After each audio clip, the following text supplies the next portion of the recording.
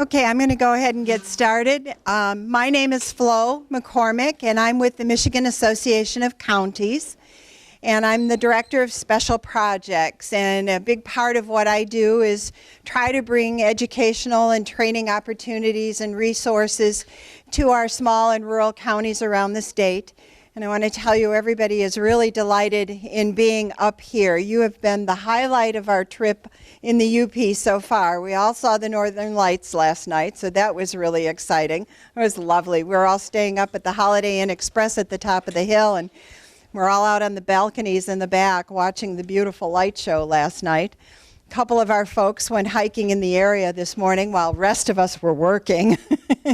So we're taking maximum advantage of being in this beautiful part of the Upper Peninsula. So thank you for hosting this today and for everybody coming out to hear this.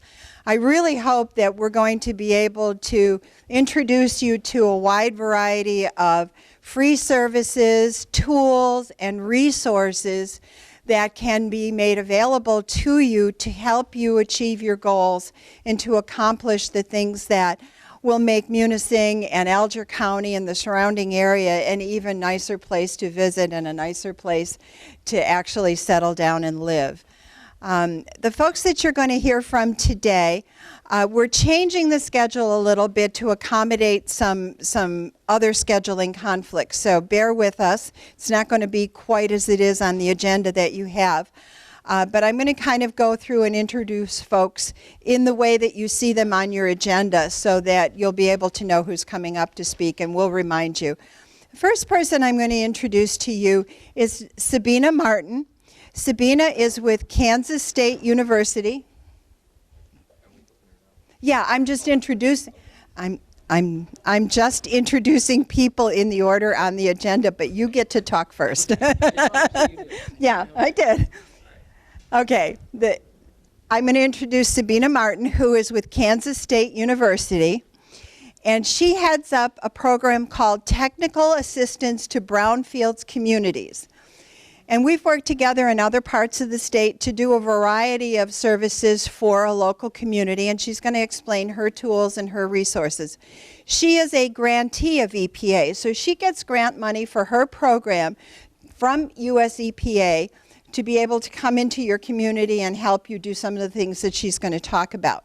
She works in 2 EPA regions, Region 5, which is we're a part of, Region 5 for EPA, and also Region 7. The next person that I'm going to introduce, not in the order of their speaking, is Laurel Berman. And okay, I'm going to say this slowly, and she'll say it again slowly too. Laurel is with ATSDR, which is the Agency for Toxic Substances and Disease Registry, which is part of the CDC, the Centers for Disease Control. Laurel's program deals with land reuse and public health issues. And she also has a really cool set of tools and resources and services that can help bring the public health aspect into community redevelopment and land reuse. Then we're going to have a presentation about one of your local sites. And we're going to use that as an example to really highlight some of these tools and resources. But we're going to start out this afternoon because we want to make sure that some folks who have to leave have a chance to hear Eric Helzer speak. Eric is with AKT Peerless Environmental and Energy Services. And it's a firm that I've worked with for a very long time. And AKT Peerless, along with Envirologic Technologies, and where did Jeff go? Jeff's back there. Because of the quality of the service that they provide and how we have worked together over several years, the Michigan Association of Counties has launched a new program called Ask the Expert. And for our counties that are members at MAC, they can actually send an email either to Eric or to Jeff and get answers back. This is a very unique opportunity to get directly in touch with people who have a wealth of knowledge and expertise to help you figure out some of those trickier questions. Under our Ask the expert program at MAC, we're going to have a wide variety of expertise that our county members will be able to access. What if you're not at the county? Well, all you have to do is go through your local county commissioner, and they'll be able to get answers to you. Any county staff is available to access our Ask the Expert program.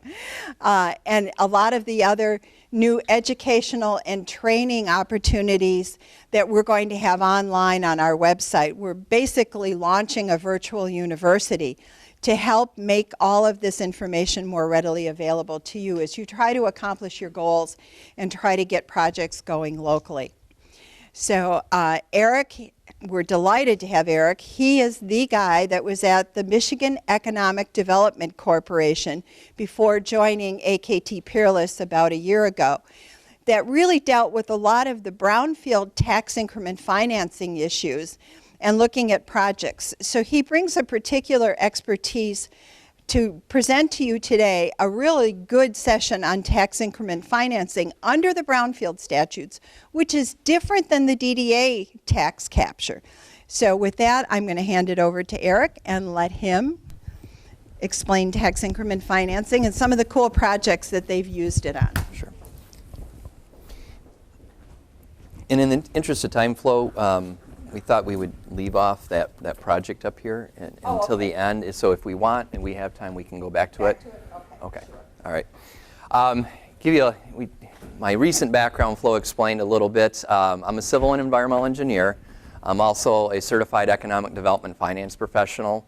I've been doing this, and this is my 20th year in doing this type of work. But before joining the MEDC, I was a consultant first, an engineer for many years.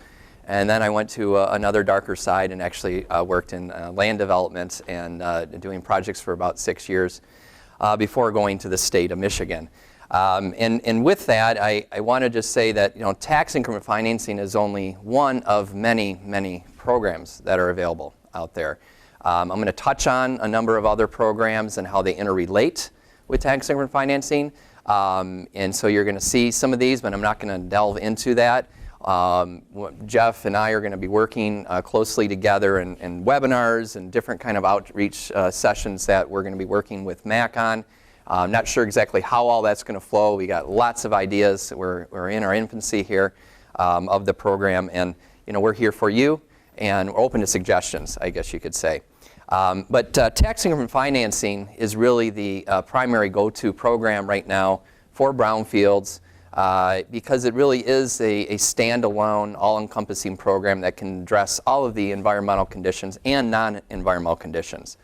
So I'm briefly going to discuss about TIF, what it is, why we use it. I have some examples that I'm going to walk you through. I'm going to start out pretty elementary. And as I told the last session, I'm going to treat you like 5th graders. So I'm going to start with the basics, and I'm going to build up from there and add on. So hopefully by the end of this, it's only about 15 minutes, you'll have a really good sense of what this tool is all about. But the general principles behind it, TIF is an acronym. There's many acronyms that we're going to throw out here. I'll try to not use them often here, but if you can start picking up on these when you're hearing that in the paper or you hear about it with your local authority, Brownfield Authority or Downtown Development Authority, you start hearing all these terms, hopefully you'll understand them a little bit better.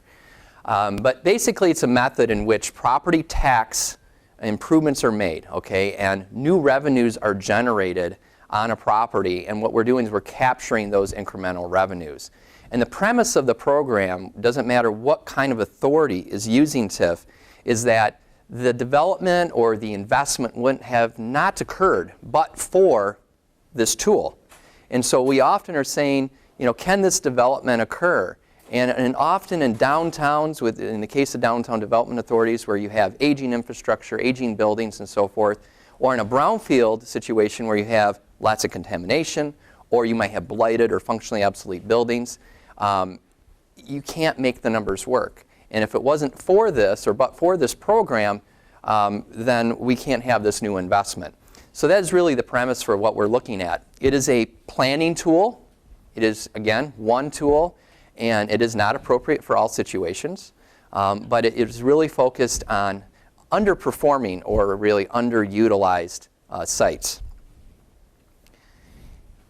I'm going to touch on DDAs because there's often confusion between brownfield redevelopment authorities and town development authorities and the differences. So I want to focus on that a little bit.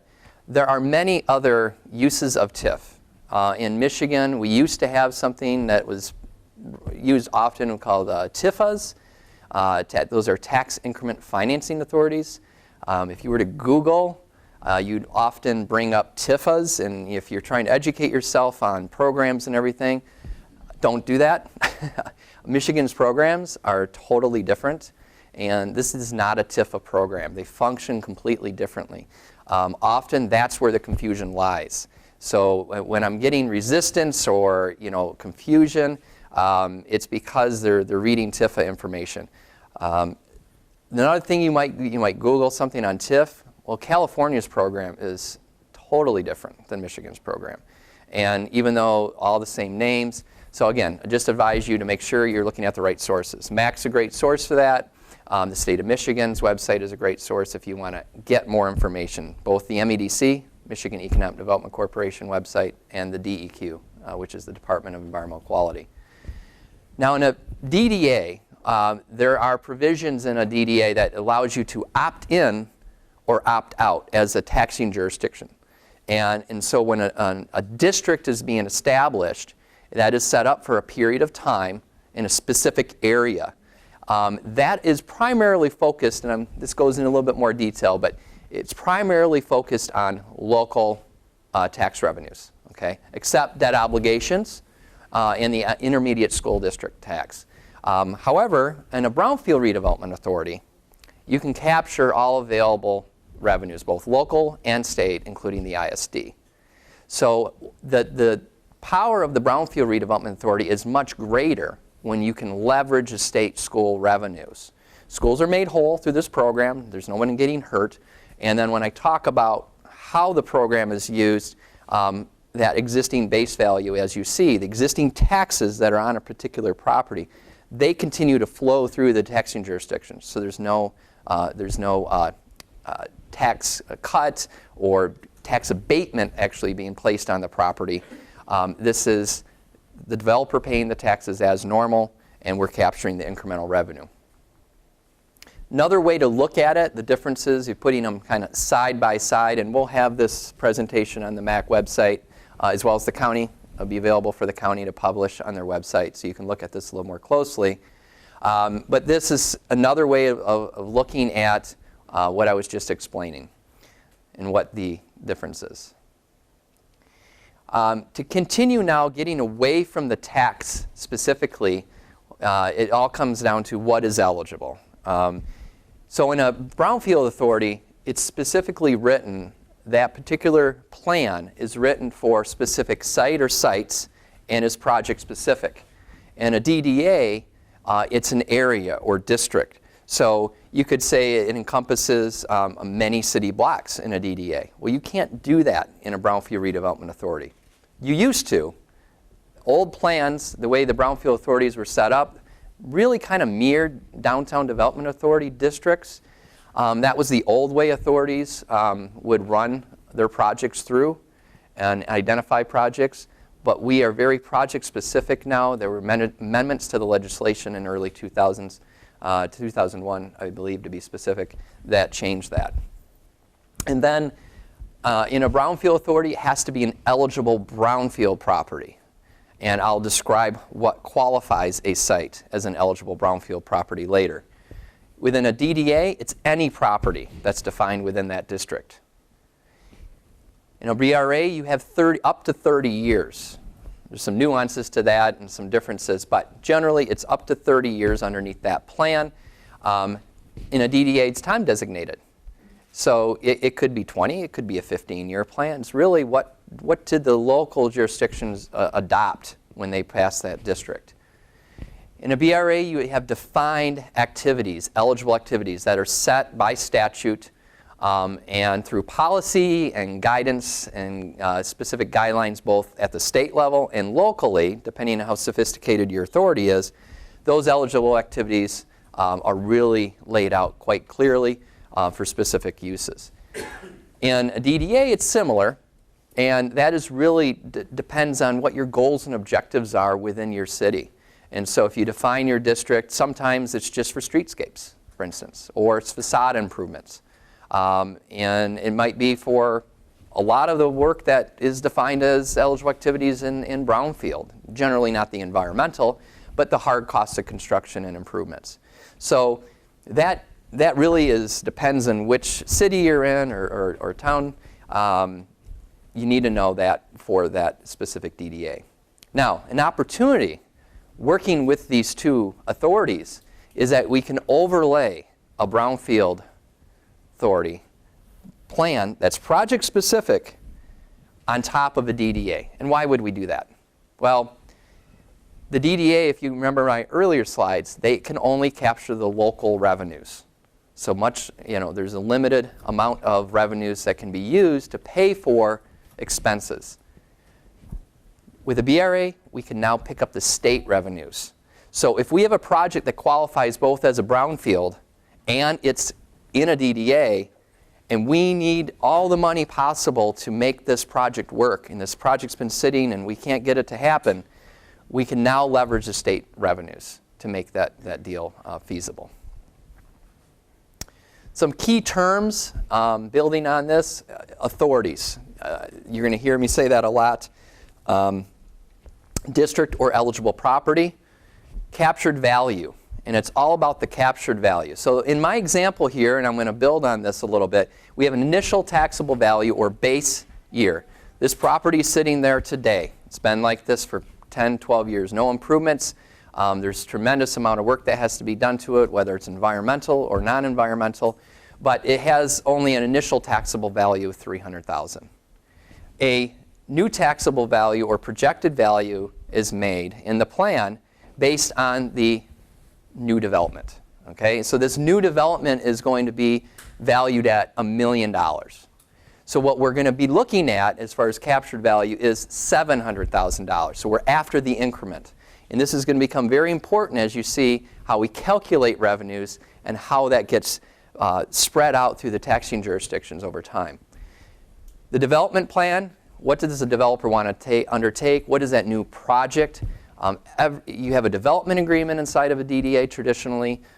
You have a reimbursement agreement that defines these projects. And it's an agreement between the local unit of government and the developer that defines that project and that development plan, which sets this projected new taxable value. So that becomes an important plan, and everything's tied to it.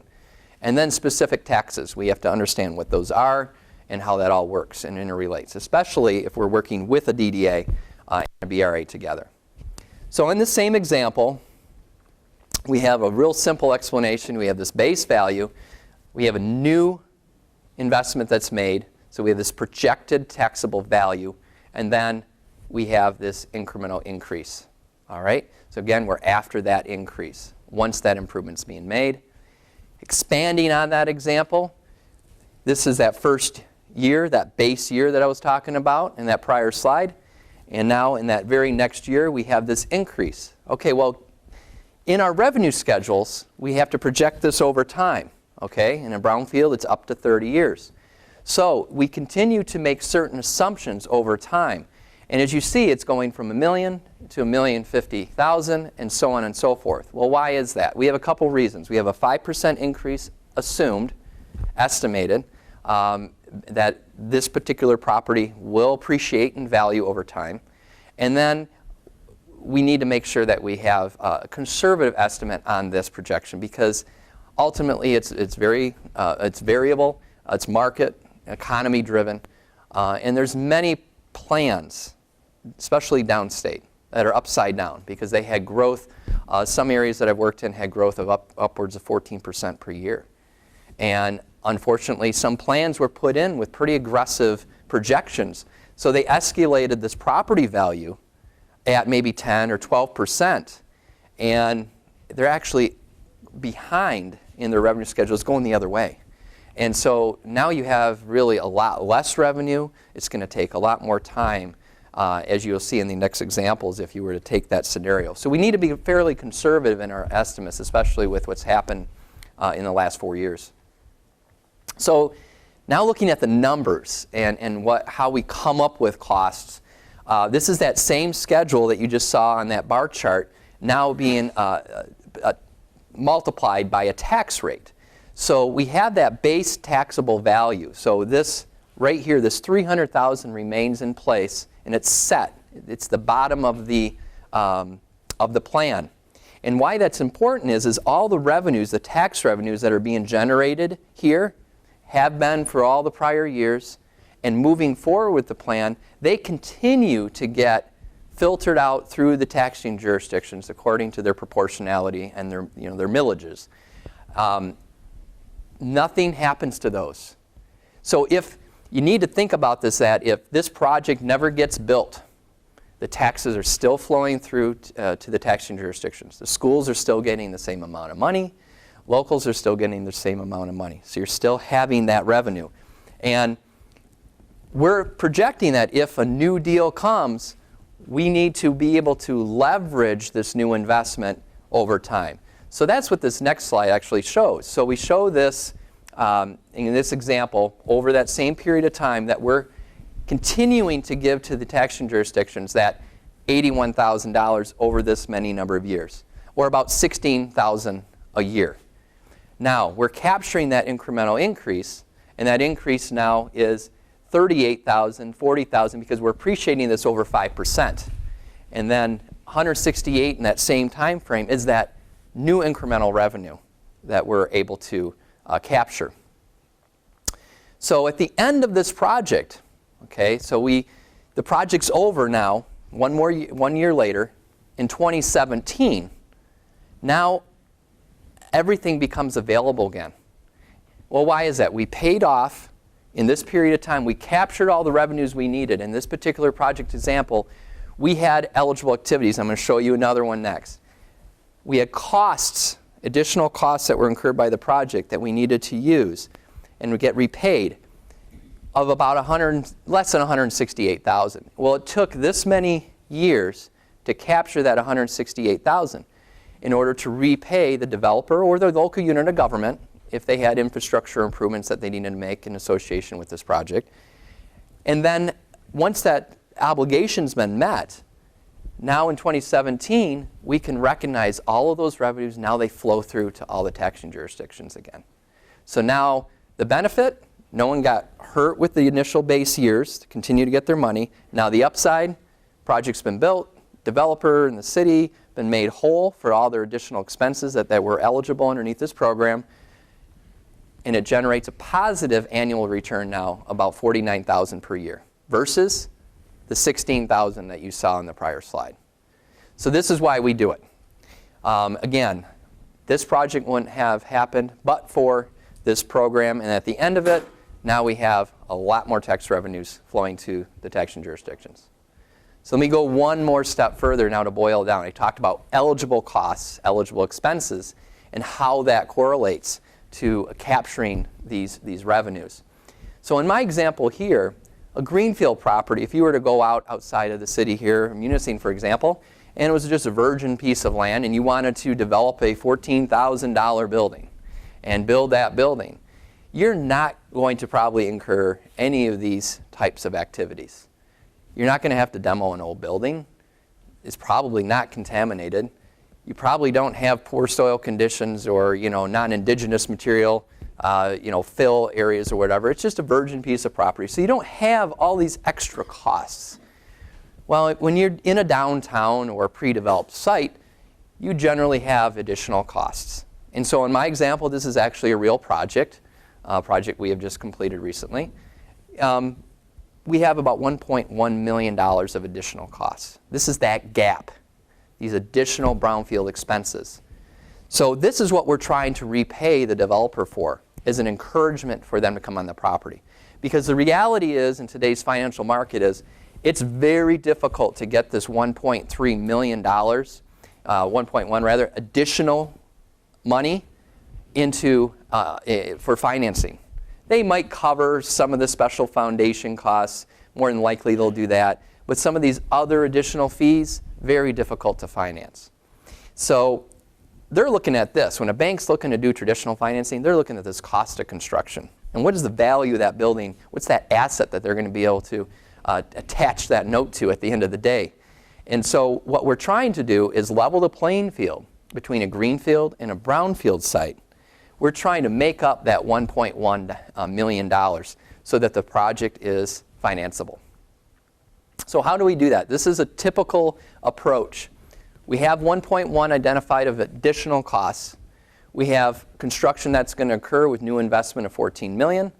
At the end of the project, there's a new tax bill. That new tax bill is recognizing that new investment of 14 million. The developer pays that tax bill just as normal. It's not an abatement. They're not getting any free lunch here, okay? They got to come up with this out of pocket or find some other financing source to pay for this 1.1, and they're still paying for the entire project and paying the tax.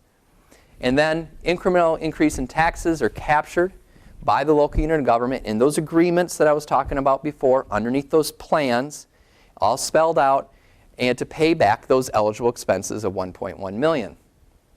So here we go, breaking that down a little bit further. We've assumed that that $14 million in new investment results in about a taxable value of $7 million, about 50%. Generally, the values, what we're finding, is between 40 and 50% of the actual hard costs of construction generally. It's not always the case, but that's what I'm going to use here in this example. So we take this $1.1 million and we say, okay, on an annual basis, what is now the taxes that they're going to be paying on this new building? Well, they're paying the difference. Before they were paying 11.7 thousand, and now it's 284,000. So you do a little simple math, 1.1 divided by the increment, the difference between 284 and 11 is 273,000. That new amount of value gets divided in, tax captures gained, is divided into the 1.1, and that determines the time. So in this scenario, it takes 4 years, a little more than 4 years, to pay off the eligible expenses of 1.1, recognizing the new taxes that are being paid on the property of 273,000. Pretty straightforward. So how can this program be used? There's several different ways. Traditional financing can occur, or the developer can come out of pocket.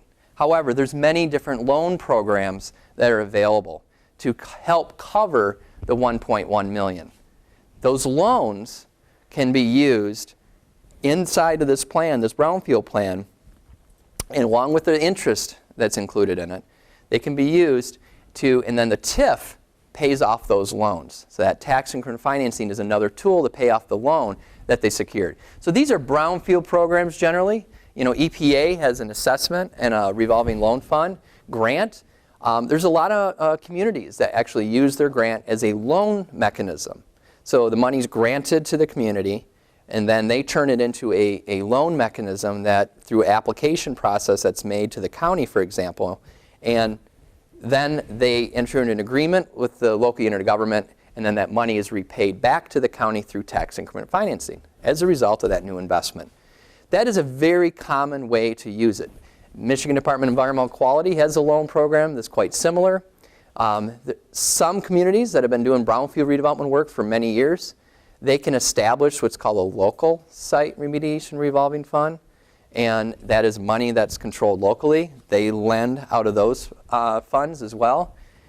2 new programs available at the state of Michigan that replaced the Brownfield Michigan Business Tax Credit Program is the Community Revitalization and the Business Development Program loans. There is the ability to TIF certain aspects of those loans that are made available. And then authority can bond, and they can have different obligations, note obligations. It's often used, bonding is often used for public infrastructure. For example, like a parking deck or water improvements or sewer upgrades. So you go out and obtain a bond. The local unit of government can do that.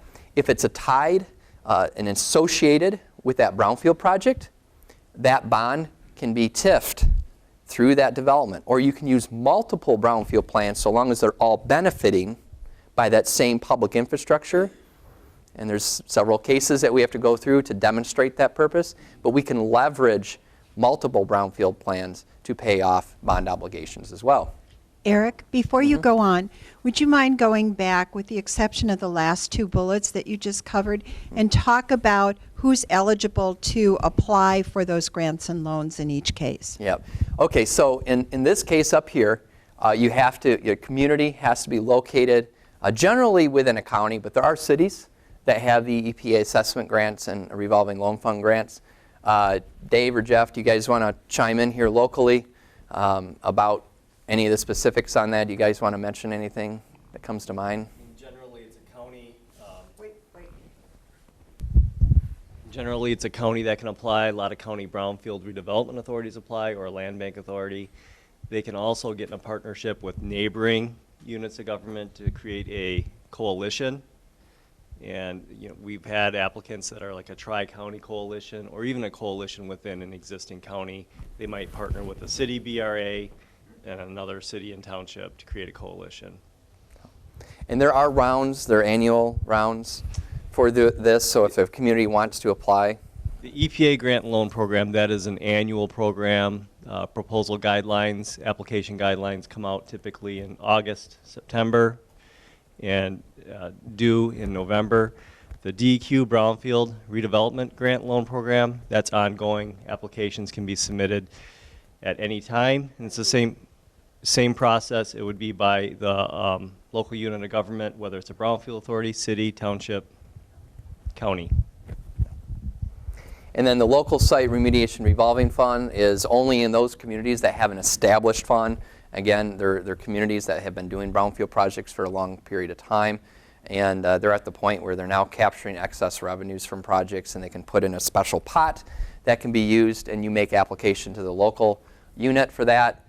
And then the Community Revitalization and Business Development Program, both of those. Generally, I'm going to touch on this one first. Community is related and really kind of reserved to downtowns. In the case here in this county, Munising would be a prime example. It is a core community. It is, has some really defined commercial corridors and a defined downtown, traditional downtown. And they're really targeting specific types of buildings. Does not have to be a brownfield site. It can. It actually adds in the ranking and the scoring. But it can just be an abandoned building, blighted building, where there's going to be significant investment made into it. And there's a grant component to this as well. Everybody wants the grant money, the free money. I talk about loan here because it's intertwined with TIF, but I do want to mention the grant. Business development program, that can be used anywhere in the state. That is job-driven, investment-driven, particular types of investment. And right now, high-tech medical, for instance, is an example. I'm working on a project that is very specific target market for the state of Michigan. So they're looking at new jobs and expansion, not retention of jobs. So this is really tailored to more your industrial type properties, manufacturing, not to downtowns. Can a developer or a private business apply for either of those? Yeah, these two here are negotiated between the developer or business and the state of Michigan. There's all they're looking for is support from the local unit of government. It's a great question. This is direct between and negotiated between the business and the state. These other programs, the local site, the DEQ, and the EPA funds, are between the developer and the authority. And then there's another agreement between the local unit of government and these agencies. And they're different forms. I won't get into that. EPA is different from DEQ and how those arrangements are structured. But there's multiple party agreements. That's all I need to say, I think. Don't want to confuse you guys. Now I'm going to, a couple more slides left, and then I'll be quiet and entertain some questions and activities. I've talked about environmental and non-environmental. Environmental activities in the state of Michigan, if we're going to use any one of these programs, they still have to qualify as eligible activities. There's a lot of things within each of these programs that don't qualify as TIF. So this is where you have to be very creative at overlapping your activities with your programs. It's not a one-size-fits-all solution. There's no project where I probably have a carbon copy approach. And we look at all the tools that we have available. So to break these activities down a little bit, in order to get access to these activities and get access to the revenues, you have to adopt what's called a Brownfield plan. That Brownfield plan is a locally adopted plan, and that qualifies the site as an eligible property. I'll talk about that in a second, and identifies eligible activities for the use of school and local tax increment revenues. Now, if you're not going to use school revenues, you don't need this next plan. The next plan is called an Act 321 Work Plan. That is a technical document that is written specifically for the use of state school revenues. And they require that, and there's a review process with the state of Michigan, and then they have their own board, which then adopts it in addition to the local unit of government board. A few definitions. In order to qualify a site in Michigan, Michigan's got one of the strongest programs. Most states, you have to have a contaminated property, but in Michigan, we have two other distinct definitions that get you access to other funding programs, but more importantly, the TIF program. In addition to being contaminated, or the word that's in the statute and you'll hear often is a facility, it's basically a site of environmental contamination above the residential cleanup criteria. Blighted, generally it's a attractive nuisance, utilities are disconnected, it's a fire hazard, but the most important one that I've used often when I've gone into a blighted situation, and this is really more for your more urbanized communities, is subsurface debris. That was something that was amended in mid-2000s, 2006 or 7, I believe. And you'll have a lot of sites in downtowns where they'll demo a building and they'll implode the building right into the foundation, throw a little topsoil, seed, and grass over it. It looks like a nice little site, but you have all this information and, to gather and all this to deal with underneath the ground. Well, that can blight a property underneath the Act. Functionally obsolete. And the simplest way is a building was designed for one purpose and it cannot be really used for another purpose, the purpose that it was intended for.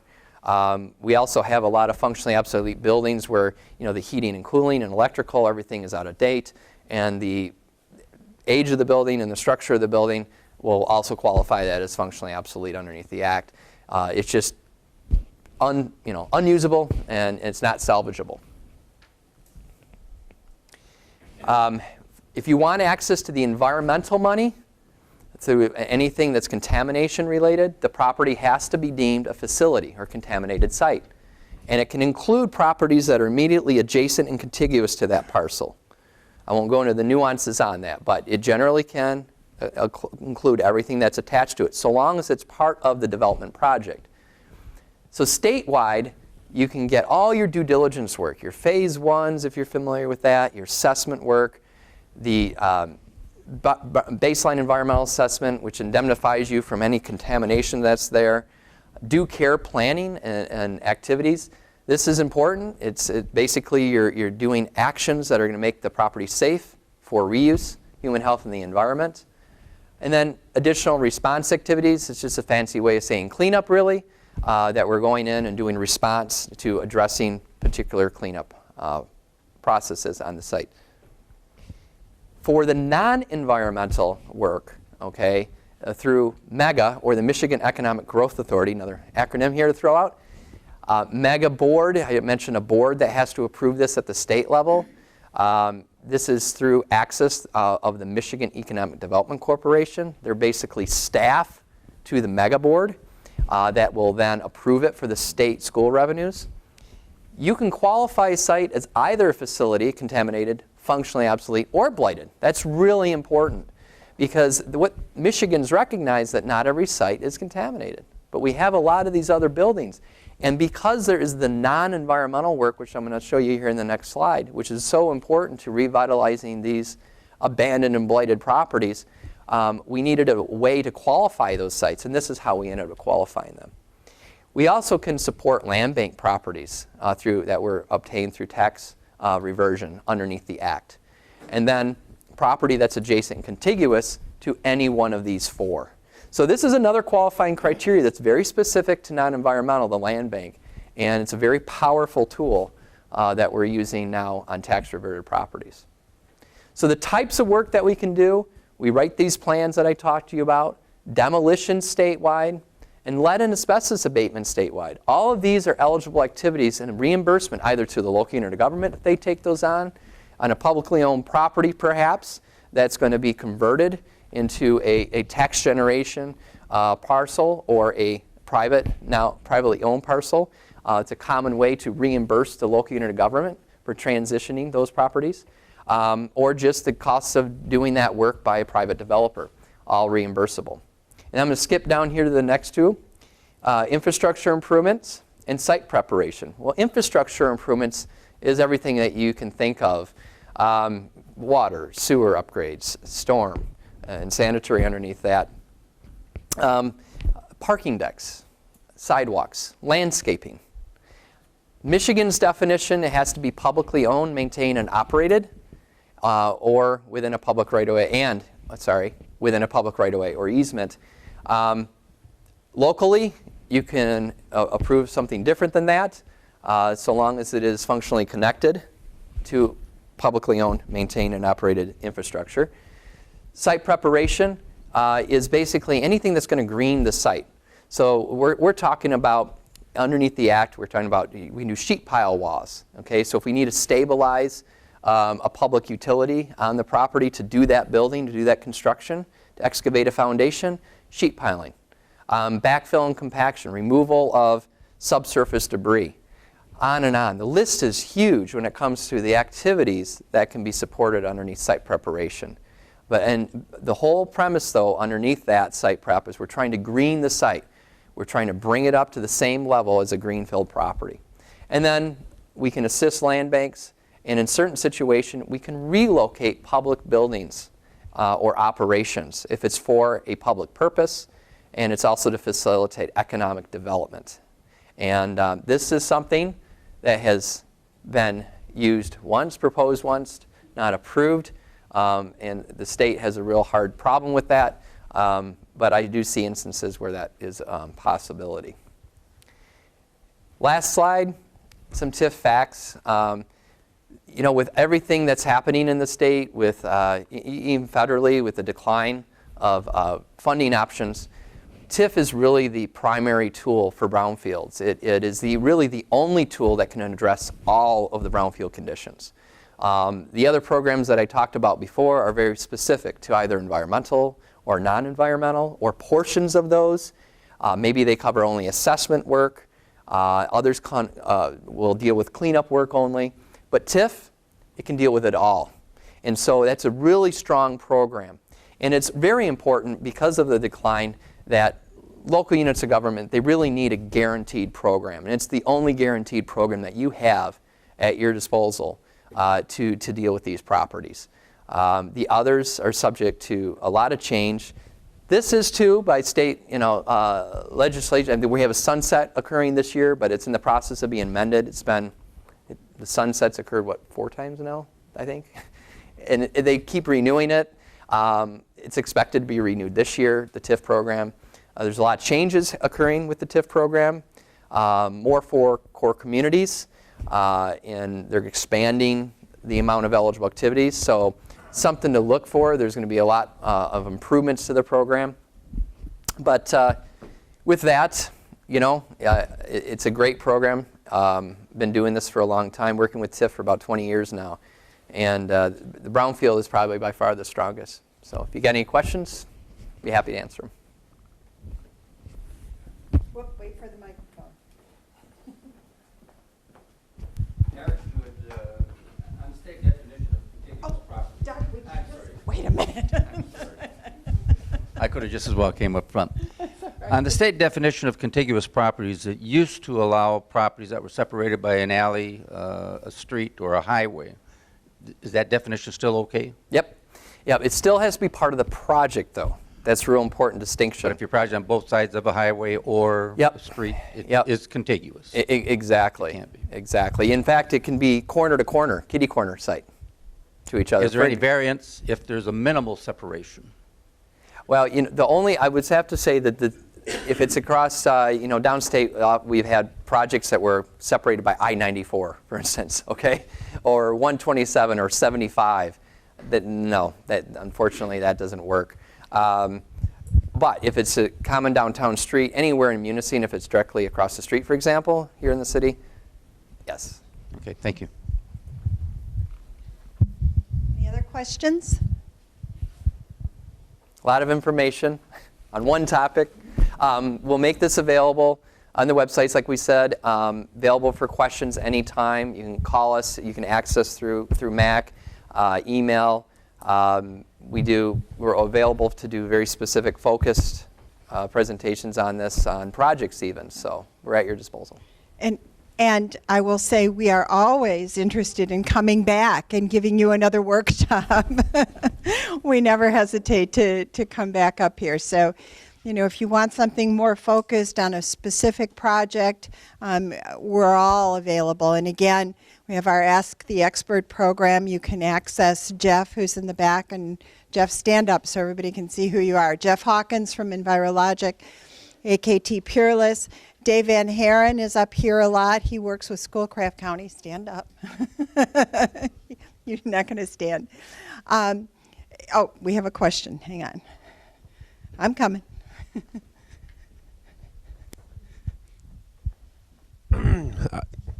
Yes. Okay, one question. What about the state of Michigan not issuing BEA acceptances anymore? And I mean, because anything SBA related, so. Yes. Now you do have to stand up. Yeah. Yes, the DEQ has discontinued their process for review and determination on the BEA program. They do, however, if you have a BEA and you're going for SBA financing, they will review your due care plan or your plan for response activity. The no further action letter, that's like the unicorn. Is anyone ever going to get one? It's more, yes, I have 3 or 4 in process right now. I've already gotten 2 approved in the last couple of months that supported SBA financing. And it's not a no further action letter, it's just we approve your approach to your cleanup or your response activity. Yep. And they're accepting it? Yes. They're trying to do it in 45 days. They're trying to do that in 45 days. Under the statute, I mean, it's 150 to 180 days, depending on if you have to have a public comment period.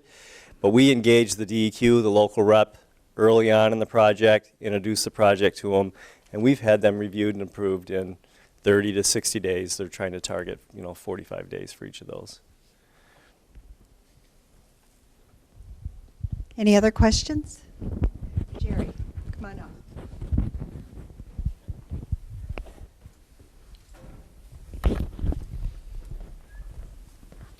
Thank you. We'd just like to thank you all for coming here today. And in lieu of that, we're going to pass out, if Michelle, if you would do that, please. Pass out some tickets, and if you just sign your name on it, we have a little drawing for a door prize for you folks that came and joined us today. So you just put your name on it, and we'll get them drawn, and Commissioner Mattson, I think, will present then.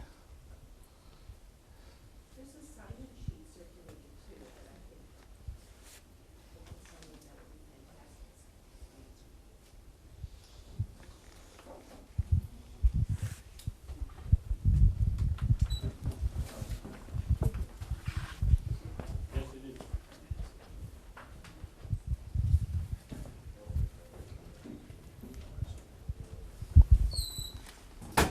Anybody needs a pen, just raise your hand. I can certainly get you one.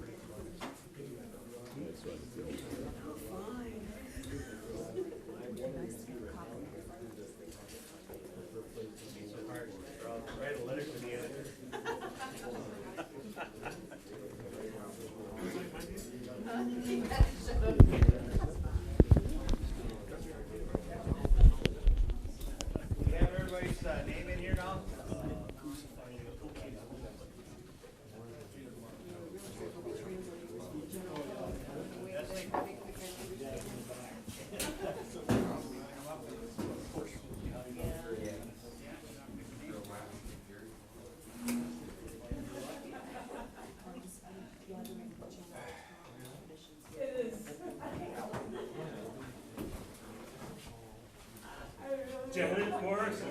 Right. She pulled her own name. Are they all Janet?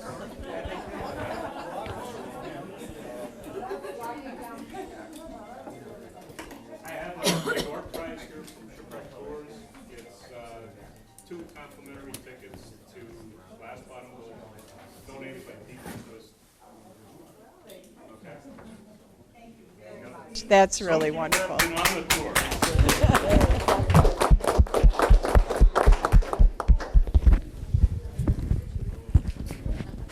Okay, as soon as everybody gets settled again, we're going to keep moving because we still have a lot to cover. Sabina Martin, you're up. Okay. I'll remind you, Sabina is from Kansas State University. She receives grant money from the US EPA, and she is with the Technical Assistance to Brownfield's Communities, the TAB program. Oh, heck. Just stand on my cross here. All right. Switching gears. Does everybody know what a brownfield is? Since you all heard a lot about it, does everybody knows?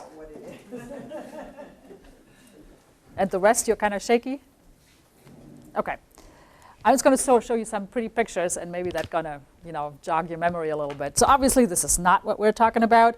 Here is the official, sort of official definition of a brownfield. It's a real piece of property that may or may not be contaminated, and that's blighted and underutilized. So that opens up the door really, really wide as to what properties you can address under brownfields. And remember, brownfields funding, that's a special pot of funding. So if you designate something as a community, as a brownfield, you have access to that funding. Some is competitive, some are loans, but it's there. So there are lots and lots of sites throughout the US that can be classified as a brownfield. And I have yet to see a community that does not have a brownfield site. You all may think you don't have anything. I actually had somebody walk up to me in a workshop and says, well, this is all nice and well, but we don't have any of these sites. And then afterwards, a little bit further on, then all of a sudden it clicked, and yeah, we have maybe 5 or 10 sites. Could you come look at that and see if they're eligible? So yeah, they're there. And here are some examples, and I'm not going to go through all of this. You can see, you can read, but I want to show you some pictures. So this is an old service station. Lots and lots of towns have these, maybe not quite as old. Maybe you have a more modern example. But obviously, pump islands, you can still see these here. In these older 1920s, 1930s editions, so to speak, of these service stations, a lot of times they did car repair, they changed the oil, the rules and regulations were not in place yet as to proper disposal of waste oil. So that can be an issue. You have metals stay in the soil forever. There's no bioremediation or anything, it just is there. So that obviously is a concern aside from the petroleum products that were sold here. Now, would you classify this as a brownfield? Yeah. It's vacant. It's definitely underutilized. It's blighted. Somebody dumped a bunch of trash there. You don't know what was in this big above-ground storage tank there. Just from looking at the site or at the picture, you would have to dig a little bit deeper. But it may not be something as harmless as water. So, you make an assumption here that something is there, but remember the definition is the potential presence of contaminants. So how about brownfields on Main Street? A lot of towns look like this. And you have these older buildings there, and you have the potential there for asbestos and lead-based paint. And you also see the top story here on that building right here. That looks like the windows here are boarded up. These may not have window panes at all, it looks from the picture, so moisture can get in. You may have mold. That also can be addressed under brownfields. So how about this? Residential area, vacant lot. Is that a brownfield? Yeah, it's certainly underutilized. It's vacant. And you don't know what was there unless you dig deeper and you look at the records. So maybe in the 1920s, assuming this is a recent picture, maybe there was a service station here. Easy access from all sides. This is a corner lot.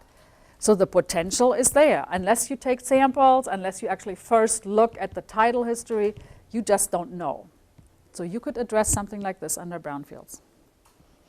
And of course, this is an example that unfortunately is popping up all over the country now in old school buildings. Some are architecturally really nice, but because of tighter budgets, consolidations, a lot of them have to be left open. And then they sit and they deteriorate. And those are really, really tough to address. But potentially that could be addressed under brownfields too. Because asbestos, again, lead-based paint, this is actually the boiler room of that particular school. So you can see the asbestos hanging off the pipes. So why would you touch these properties?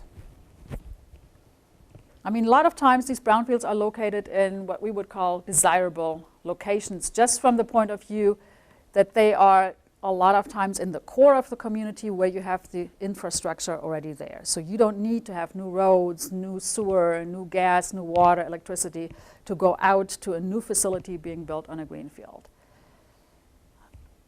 Whatever you do with these sites, if you do something with them, aside from residential in this instance, you would increase the local tax base and you would facilitate job growth if you go industrial or commercial. But I think more important for the brownfields is that you, by addressing these blighted sites, you improve your community image. And you get rid of blight. You get rid of potential health concerns associated with the brownfields.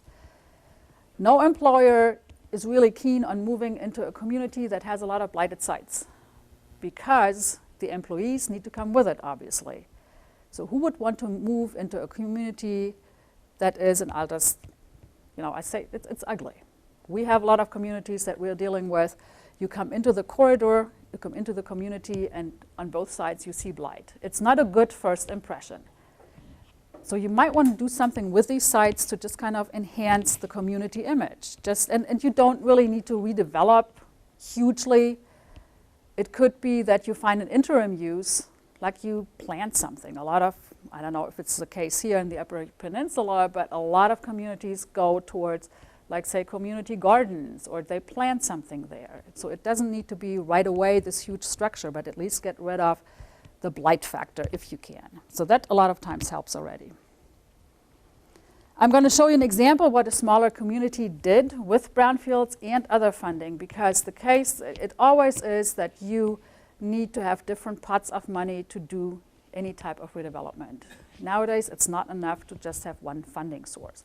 And there are various funding sources out there. The thing is, when you, to a lot of potential funders, say, oh, we want to deal with a brownfield, they look at you and say, well, we don't deal with brownfields. We don't do brownfields. Like USDA, for example, they don't have a brownfields program, but their funding fits really nicely with a brownfields project. So you might want to not mention brownfields. You might want to say, okay, we want to redevelop something. We want to make it economically viable. So just kind of, talk around it a little bit. So this community, population about 16,500. It's a very small community along the Missouri River here. They had this river corridor, rail, industrial, former industrial, a lot of blight along that corridor.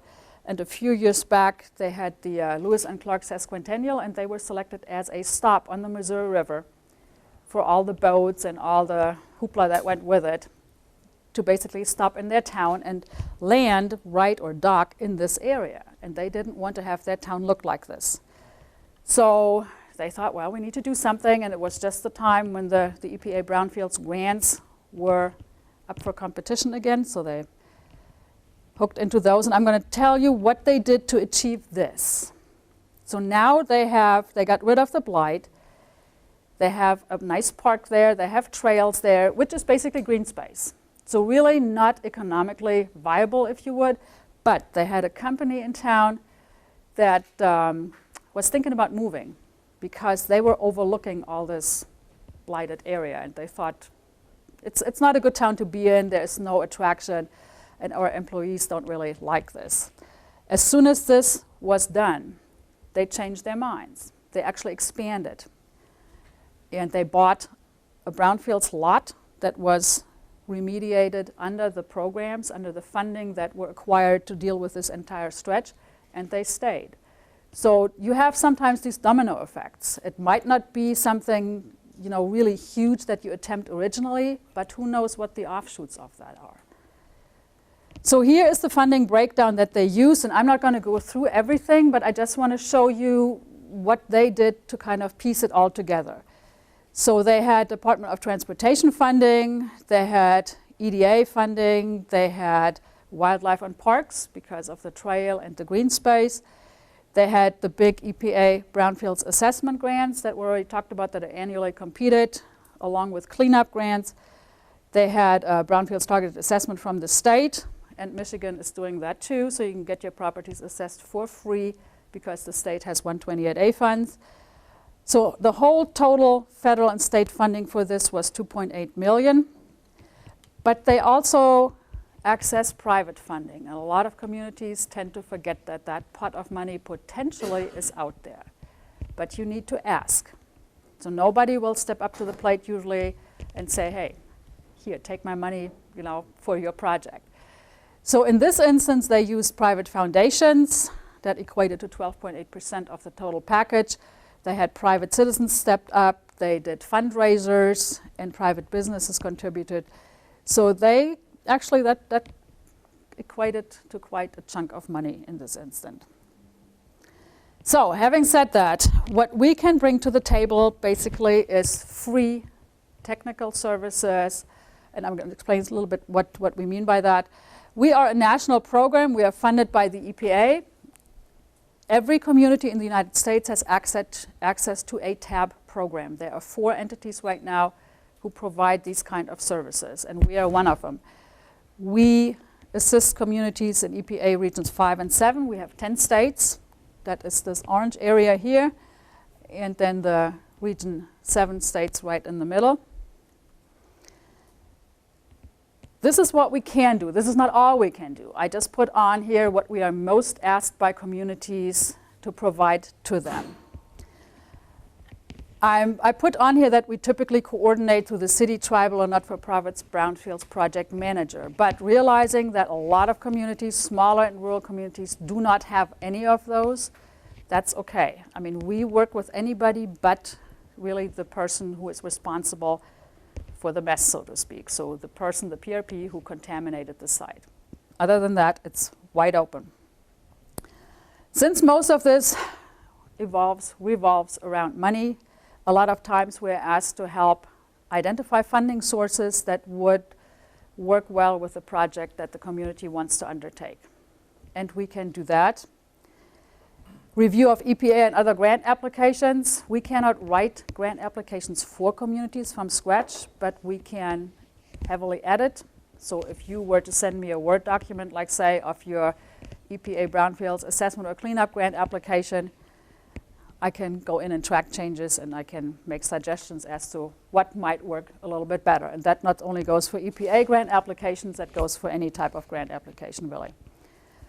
I put on here help finding a consulting firm. Again, we are working a lot with smaller and rural communities because the larger urban communities, they have their environmental staff. They know what they're doing. They usually don't require assistance. A lot of our communities are very familiar with writing a request for proposal, but not necessarily for environmental services. That's a whole different ballgame, and you want to get a good consultant on board. Now, here in Michigan, you are lucky that you already have some good consultants verified or certified, I guess, right, through MAC. But in other states, that's not the case. So we help with that. We review a lot of project plans and technical reports. We have engineers on staff. I'm a hydrogeologist, so we have the background. I used to be in consulting. So that's like summarizing these reports and putting them in layman's terms, because again, the capacity sometimes is not there for smaller and rural communities to wade through all this lingo that comes up in these technical reports, all these acronyms. They just want to have it in plain English, that they can take it to a commission meeting and lay it out there and talk about it, and everybody knows what's going on. We do a lot of community outreach and involvement.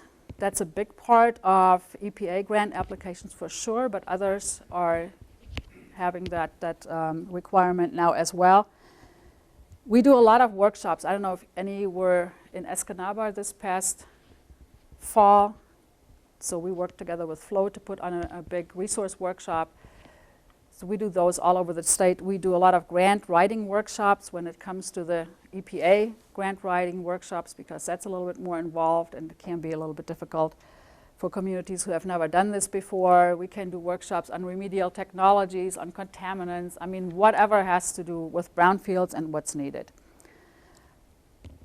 Basically, anything to do with brownfields works. So if you have a question, if you want some information, if you want to have anything related to brownfields, just kind of call, ask, and we'll usually be able to accommodate you. If we don't know something or we don't have the expertise in our staff to address the issue that you have, we have a lot of connection to other folks who can help you with that, and we can go with that. I put on here that communities are accepted on a first-come, first-served basis. That's because we're dealing with 10 states. I mean, so far we never had to turn anybody away who asked for anything, but you just never know. So the earlier you know that you want to access our services, the better it is. There really is no application process. I just put that here to say that there is none, basically. So all it takes is you lift up the phone or you send an email, and then we'll see what we can do. I want to go a little bit more in depth on the redevelopment planning because that is very, very important. The times where you get money from any funding agency without having a plan for the site that you want to address, those are over. That's not going to happen. EPA will not give you money anymore just to assess a site. So you need to know what your future reuse will be. We have a lot of communities that they know they have brownfield site, they know they want to do something, but they don't know what. So if that's the case, we can help along the process by doing visioning workshops, design charrettes, which basically is brainstorming within the community with all the stakeholders and all the people who are interested in this to find out what might be a good reuse for this property. It does not commit a community to anything usually because these plans are flexible. I'll give you an example. This is not the example I want for this one, but this is Sugarloaf in Michigan. I don't know if you're all familiar with that area. We did that about 2-3 years ago. We went through this visioning process with them because the townships involved wanted to have something in their master plan that sets the framework for the future development here. They did not want to have a developer come in and tell them what they should do, what needed to be done, what he or she wanted to do with the property. They wanted to have a say in what goes there.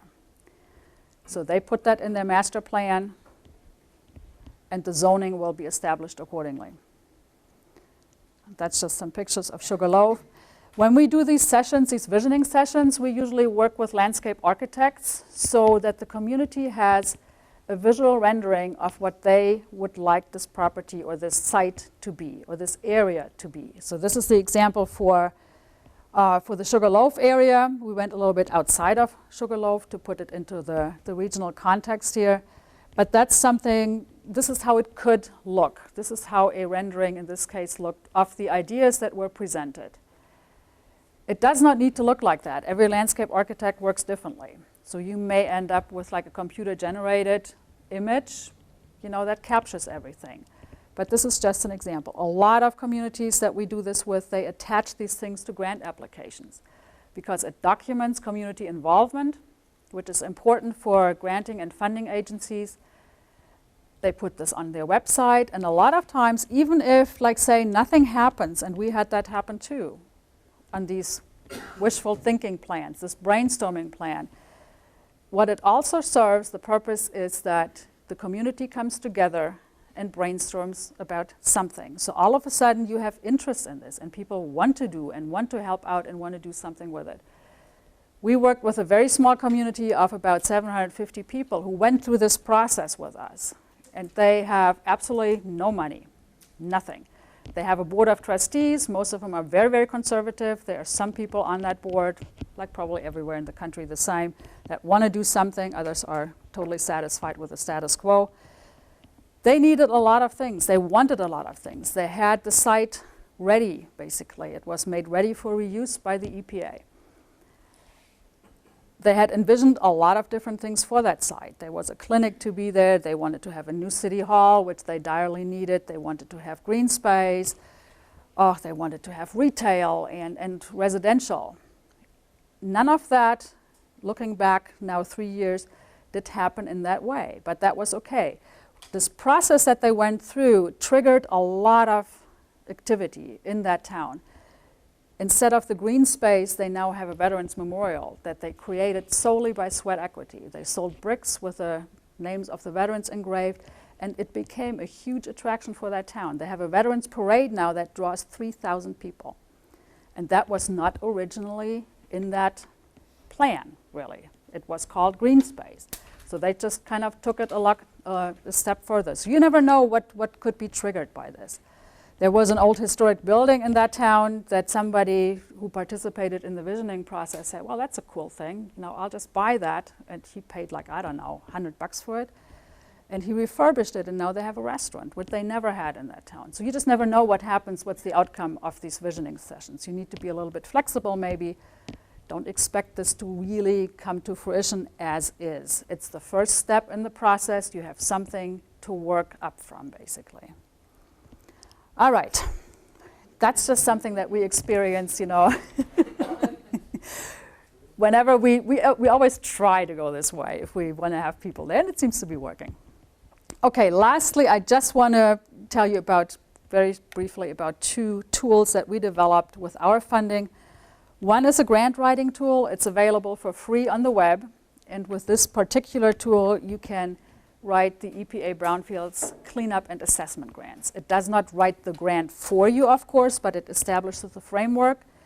We update this tool every year after EPA comes out with the new guidelines. And we put successful grant applications from the last round on here, so you can see how these things are written, what people put in there to make the application successful. Not to say that you should copy or anything, but it just kind of helps a little bit to see how things are structured in this kind of proposal. There are lots of helpful hints and tips in here as to how to write an application. There are resources in there for demographics and all this other stuff that you need to package together. The next one is our Brownfields inventory tool. Just like the Tab Easy, the grant writing tool, it's password protected. So you as the user come up with a password and a username.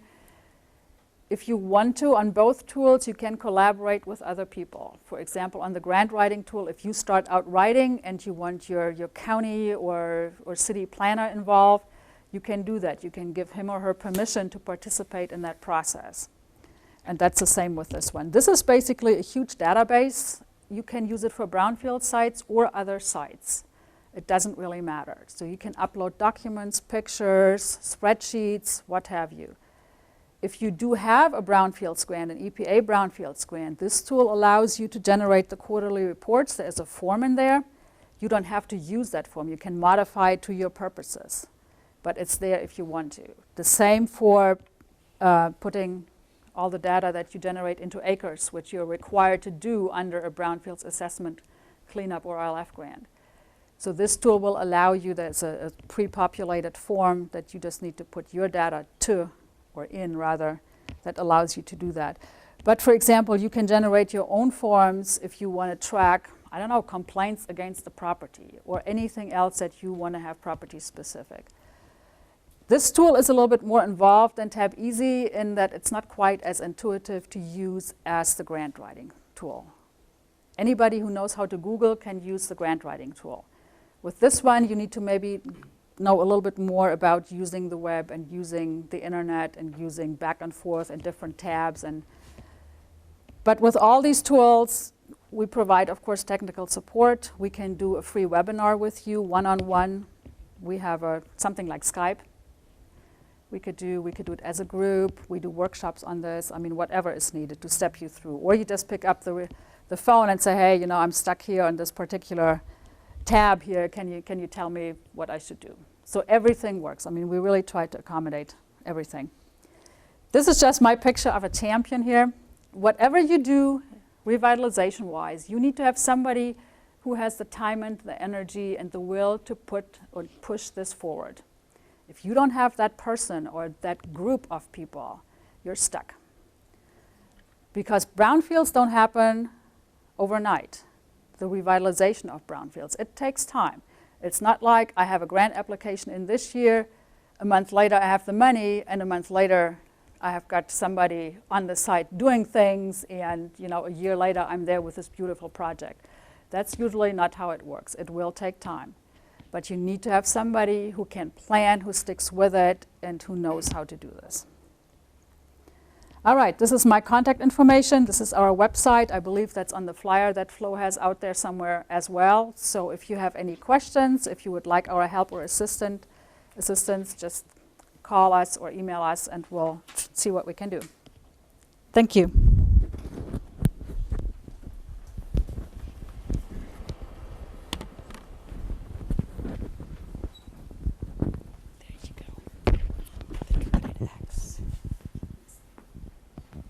While Laurel's getting mic'd up here so that we can record her part of the presentation, I just want to reiterate that we are videotaping this. It will be available to the county up on our website, so you can go back and go through all the presentations again and really get a chance to listen carefully, take more notes, and kind of absorb. You're going to get a lot of stuff thrown at you today, but we want to just make sure that you're aware that all of these resources and tools are available to help all of you.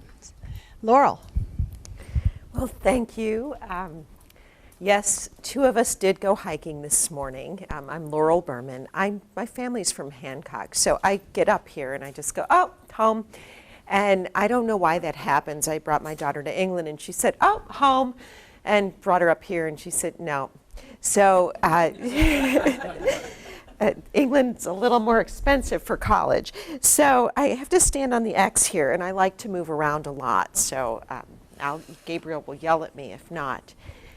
So I came through this area in around 1990, and I was I'm a civil environmental engineer, and I was working for Greenpeace, and we did a bus tour through the UP. I worked on pulp and paper mill pollution of the Great Lakes Basin. And we were fighting organochlorine pollution and sneaking into treatment areas, getting samples of effluent at night. And my mother would say, gosh, don't tell me I'll have to bail you out, because it's a long drive.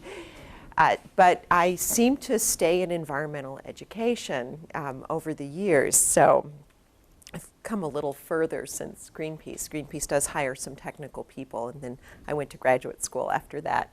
And I'm thrilled to be back here. I was really lucky to get a job with this agency with the long name, the Agency for Toxic Substances and Disease Registry. We're very small. We're co-located with EPA across the country. Our emails are automatically reverted to EPA emails, but I don't work for EPA. I work with EPA. The biggest difference between ATSDR and EPA on a gut level is that we are not a regulatory agency. We're like a big health department. We're a federal public health agency under Health and Human Services. And we find that to be an advantage.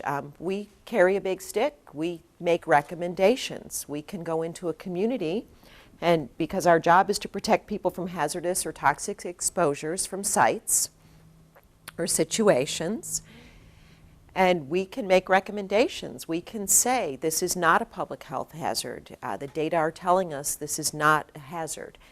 We can say, this is an imminent public health hazard, and maybe you should do something.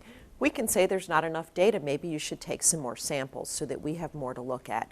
And about 80% of the time, our recommendations are followed.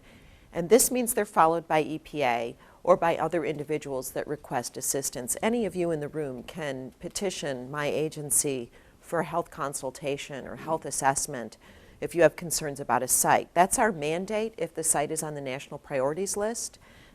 It's also sort of a practice that we bring into our brownfields and land reuse work, and I'll get into that a little bit more.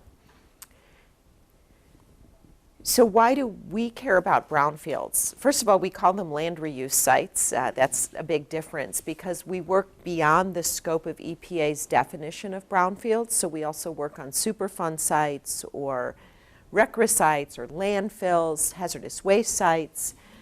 But we know that public health needs have been identified in brownfields communities. We know this because we've worked on over 500 brownfield sites. We've also worked on a whole world of other types of sites. And typically, if you have a site that is blighted, that's a vacant lot, that's a brown, field, that's an old abandoned gas station that is a vacant lot, people are concerned about contamination. Leaking underground storage tanks, volatile compounds that might have been emitted, what's coming out of the stack if the operation is still current and open, what was this site before, where is your home belt? So public health needs have been identified, and when I talk about public health, I'm not just talking about our physical health, I'm talking about our mental health, how we feel about where we live. Do we feel safe? I live in Chicago. Do we have issues with crime? Can we walk everywhere? I work in communities where there are no sidewalks. Can our children walk to school? Can our children play outside? Do our children have a full diet? In some areas of this country, 20% of the people who live here worry about food. They are food insecure. It's a term that I learned from this type of work. These are all parts of public health. So is getting a vaccine when you need it, or WIC, women's, infants, and children, and the more routine things, getting your well sampled, that we associate with public health. But there's a whole world of where we live, work, and play that we call our environment, and that's public health. So what we see in communities, especially communities that are sometimes more remote, that may have multiple sites, or in dense urban areas with multiple sites, is that these sites drag down communities. Our property values are lower. Nobody wants to live with tanks behind their home these days. 50 years ago we did, because those were jobs. We lived by the industry. We put our industries on our waterways. Then we began to realize that we were contaminating our environment, and we passed laws. And now we're trying to deal with sort of this soup of what's left. And we have a lot of sites that are laying there, just sitting there. And when a site sits there, if it's a brownfield or a land reuse site, there's a number of things that happen besides the fact that it can bring down property values, that it can cause exposures to young children or anybody that accesses the site. And these sites are weathering. They're not getting any better. If there's a tank, it's potentially leaking more. Now we have a problem, and these sites are sitting there, and they're primed for being reused. We're running out of green space in a lot of places, even though the incentives for developers to develop in a green field are probably seemingly easier to deal with. But we have these sites that impact all of us. Just about any community in the country has a number of brownfields. And if you look on EPA's website and look at where their largest numbers of brownfields are, or impacted sites, where do you think this is? Just say in the Midwest. Anybody got an idea? It's right here. It's in the Upper Peninsula of Michigan, and in other rural areas, and in Wisconsin, and in Blue Island, Illinois, which is a collar suburb of Chicago, where there's 400 sites in 4 square miles, an estimated 400 sites. But our rural areas, our more pristine areas, typically here because of mining, are really heavily impacted. The mom and pop gas stations that may have leaked all over the place. So we also know, you've learned a little bit about environmental assessments. The TAB program can help you get guidance on this. Environmental assessments are environmental assessments. They are there to meet regulatory standards and may not really look at who's living next door. Should, and you are encouraged to, in a phase 1 or a phase 2, the ASTM guidance says, characterize the community. You want to redevelop a site, sometimes there's a deadline. We don't really have to go beyond the site boundaries. We encourage people to look beyond the site boundaries because these sites are impacting where we live, even if they're not contaminating where we live. So this is why we care. Why should you care? You live here. Some of you are residents here, not connected with an environmental agency or a county commissioner or process. And we have these meetings. Now, this is really well attended, and the sign on the door says Brownfield's presentation. Most communities that I work with say, we're going to talk about brownfields. You have to, if you have a brownfields grant from EPA, you have to have at least 2 outreach meetings. As a matter of fact, before you can apply for the grant, in the proposal guidelines, you need to talk about who you're working with and who your target community is and who your partners are and how you're going to do outreach and how are you going to be successful doing outreach. Most people say, well, when we had a grant before, we posted something in the newspaper and we have a kiosk at the community center. So it's very important that we do this outreach, but what we find in a lot of communities is when we talk about brownfields, people say, oh, whatever, what is it anyhow, and boy, I don't want one of those where I live. You start talking about community health, we get a lot more people. We get the parents and the children. Sometimes we do this in conjunction with a local school. And then the city or whomever has the county, whoever has the Brownfields grant, they're the front table. Welcome to our community health fair. We're here to talk to you about sites in this community. And then you can visit these other tables. Very often we end up doing childhood blood lead screening, or actually we do all ages in the communities that I work with to look at familial trends. But we can accomplish a lot more when we look at health. And a huge part of the Brownfields grant application, some years it's up to 20–25%, says how are you going to protect human health and the environment? You need a detailed plan. It's all about improving health. It's environmental protection.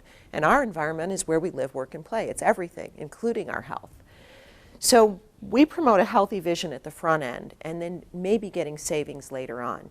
So nobody wants to build a site that people don't want. And we see these quote-unquote mistakes all the time. There's one in Chicago.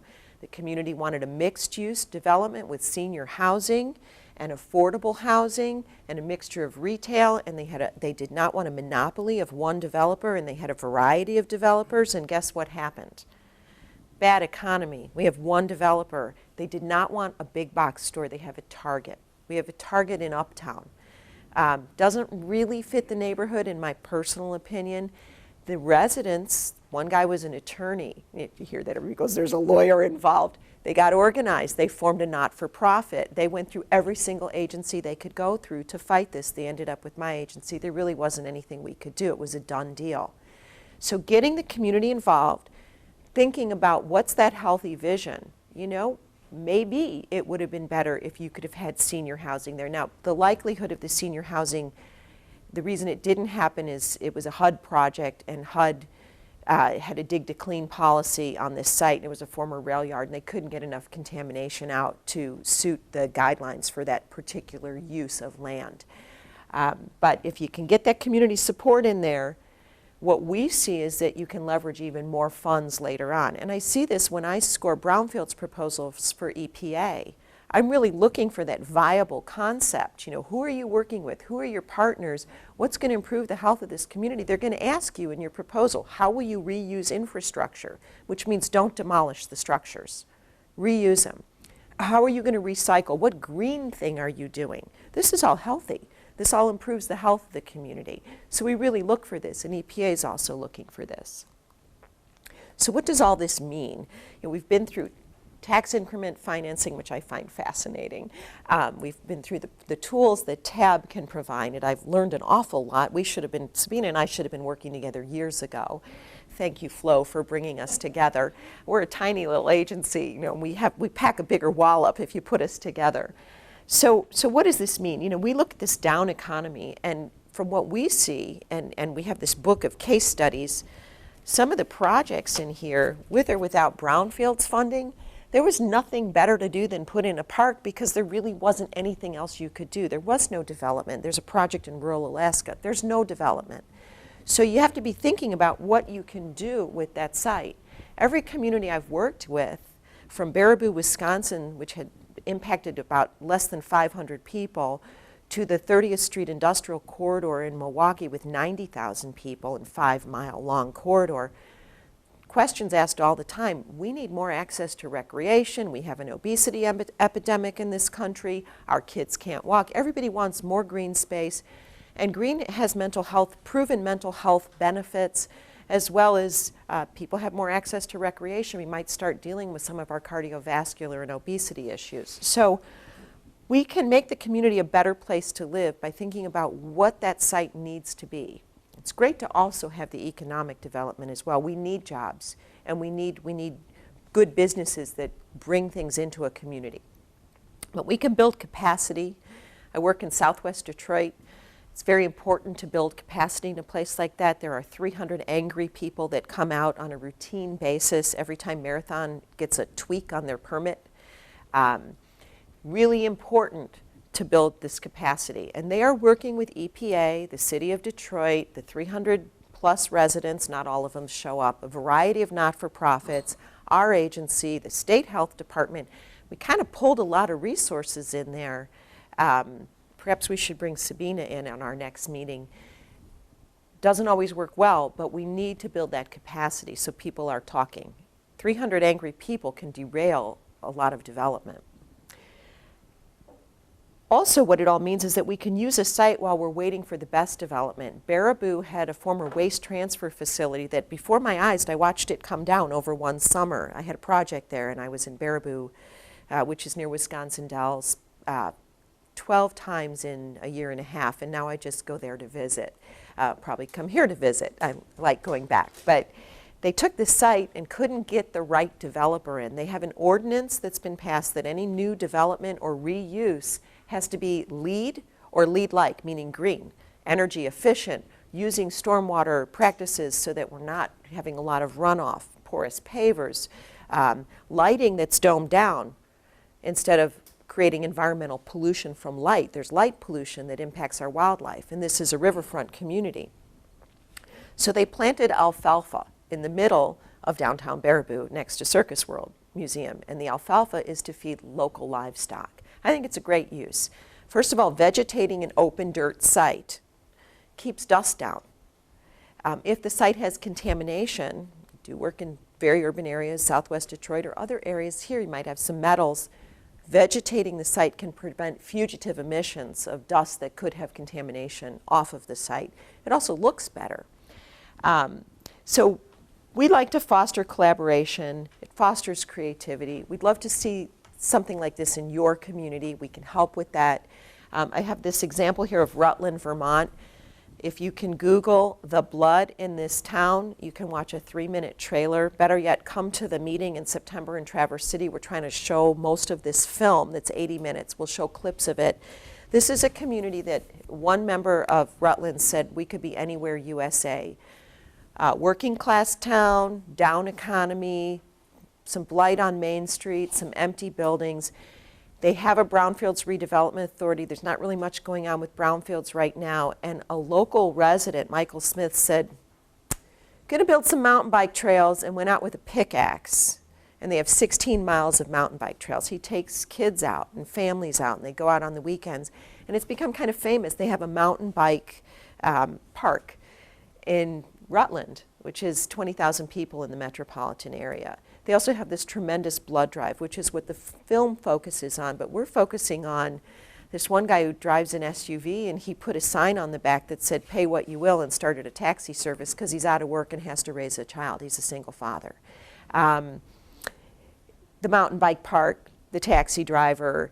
The third thing that they're doing is they've started a year-round farmers market, and in the winter, it's cold there, they strung up lights, there's no heat, and they're selling food and crafts. So you can start bartering or selling homemade soaps. There's a lot that people can do. No money. They're just making it happen. So what can we do as an agency? We can get resources into communities, and that's what we've been doing for about 5 years, and now we're trying to take it national. I've been working nationally, but more focused because I live in Chicago, all across the Midwest. We have a book on best practices. Gabriel, I'm leaving my ex. I will go back. This is on our website. There's a resources sheet floating around. You can download it. If you have a really spectacular project in the future, we're going to keep writing these books. I'm writing book 2 right now. It gives you examples of what you can do in your community that's a good, healthy revitalization. Then we create tools. Like the TAB program, we also have a site inventory tool. They have the BIT, the Brownfields Inventory Tool. We have a site inventory tool that we created for local health agencies. There's even a part where it shows you how to inspect a site and do a walkthrough. And it has a companion dose calculator that if you have a consultant working on your site or a local health agency, county health agency, and you have some contamination, you can enter any of thousands of chemicals into this dose calculator, enter that contaminant concentration. If you have it's a heavily used site, say, or it's next to a school, you can estimate how often kids are accessing the site, and you get an idea of the dose of contamination or the exposure based on the exposure pathway, say it's contacting soil, that people are being exposed to at that site. These are free. We send them out to you. They run on Access. The site tool, we have students using it, and we support the tool. So we'll tailor it to your community. We'll provide webinars on it. We do live trainings on the tool. And then we have some videos in here. We have documentaries. I'm in one, and Sue Castile from Region 7 is in the other, because we don't have money to hire people. So we're the actors, we're the narrators. Bob Saffey in our Atlanta office shoots them. But we have these short films that kind of talk about revitalization and brownfields and funding and how it's been done. We do have a funding opportunity. I'll send it to Flo when it's out. It should be out in May or June. Up to $150,000 for a community that's looking to do a healthy brownfields revitalization project. It does not have to have brownfields funding. It just needs to be a land reuse site, and the criteria are in the documentation for the funding opportunity. And we support those communities. So it's a cooperative agreement with ATSDR, which means you get one of us. There's 1.5 of us right now. So you get one of us to come to your community. Leanne, who's my counterpart in Atlanta, gets to go to Alaska and Florida where it's warm, and I go to Baraboo in the UP, and I think I'm the lucky one. And yes, we saw the Northern Lights twice last night. This is the second time in my life, so I'm thrilled. I'm not going home.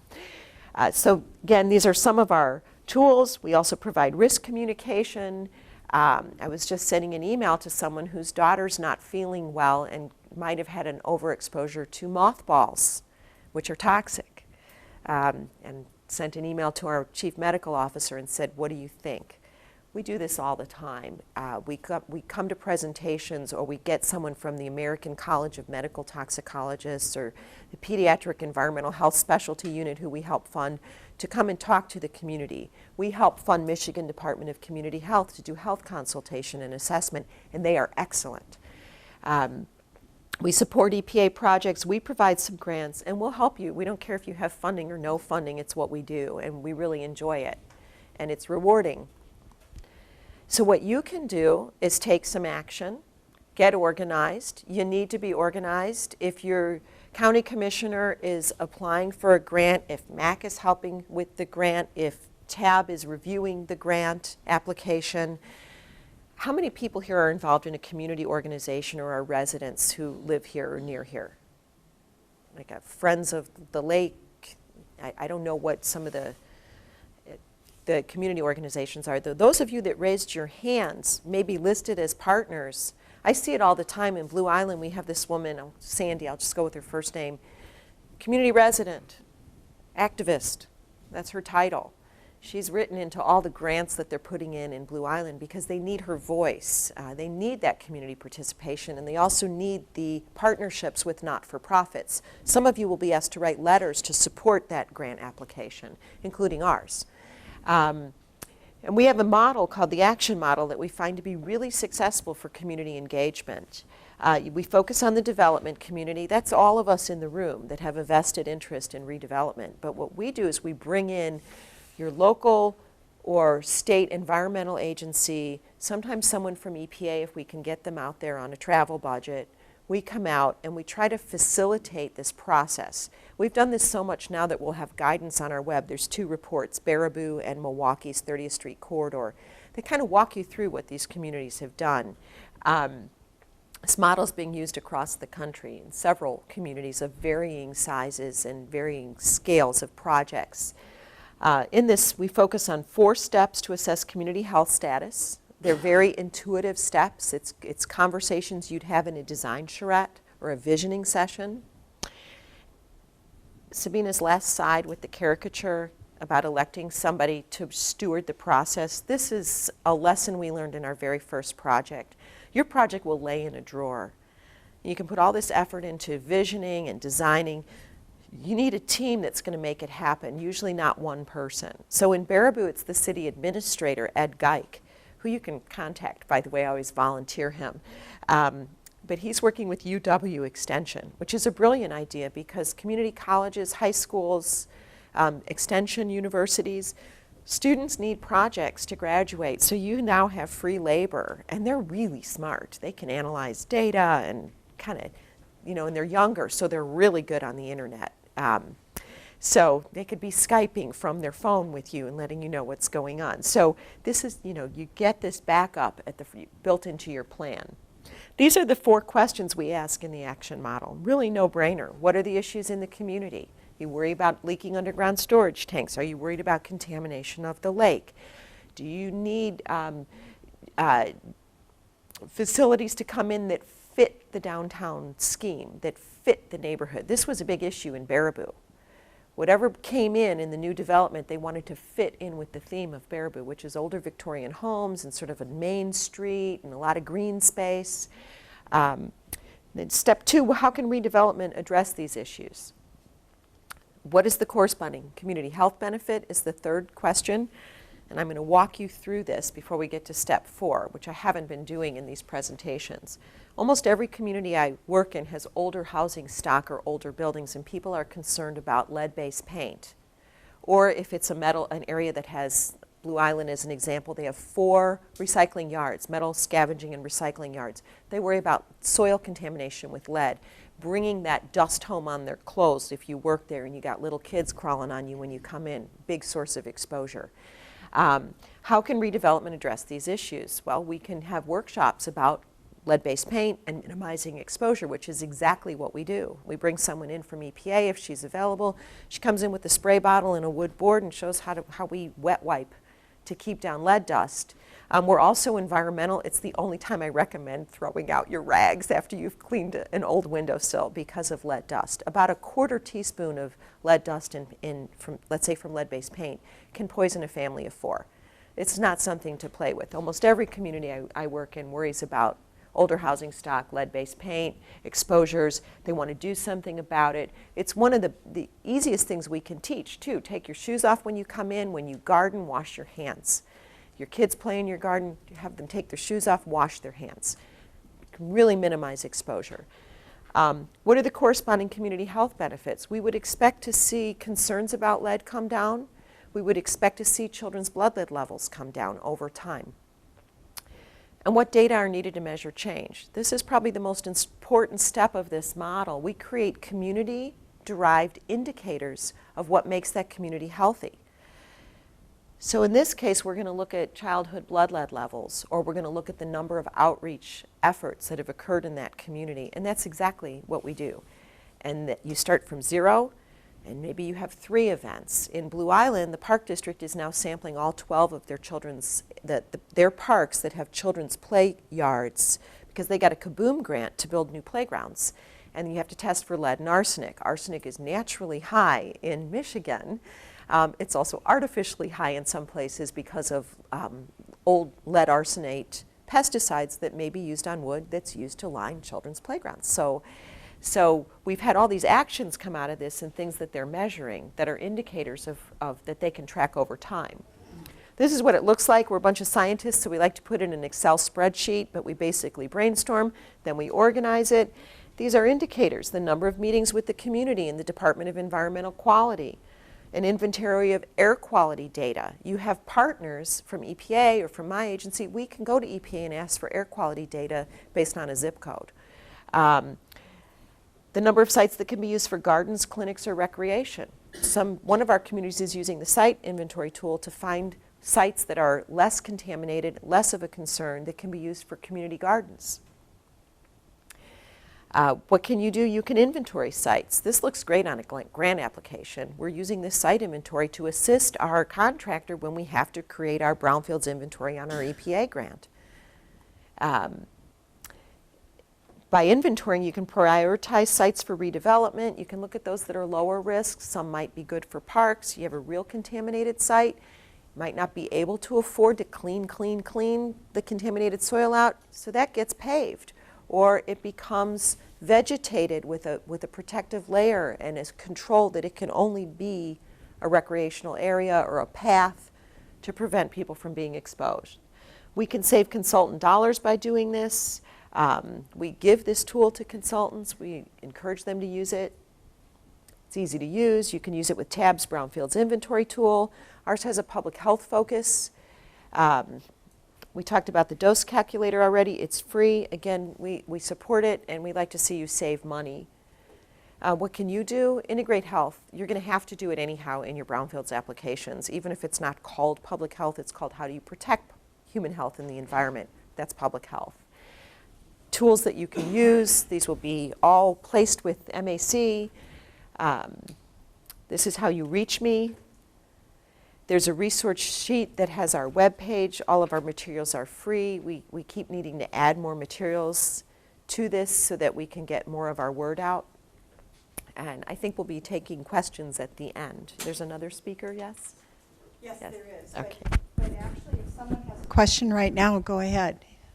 Or as we talk about a site that many of you are familiar with, you can also ask questions of any of the speakers as we talk about that site. Thank you. Our next speaker is Dave Van Haren from AKT Peerless Environmental and Energy Services. And Dave is going to talk about a site that, as I said a moment ago, you probably are all familiar with. And we've just picked this property as an example so that we can demonstrate how to apply some of these tools that you've heard everybody talk about today to not only encourage redevelopment, but to level that playing field that you heard about earlier, and to have in place all of the packaged incentives and ideas that would really be a reason why a developer wanted to come forward. Because you have to remember, time and money are the most important things to a developer.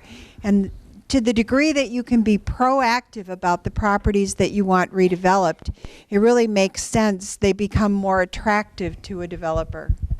Dave. Thank you. Again, I'm Dave Van Haren. I'm with AKT Peerless Environmental and Energy Services. My background is I have a degree in hazardous waste management.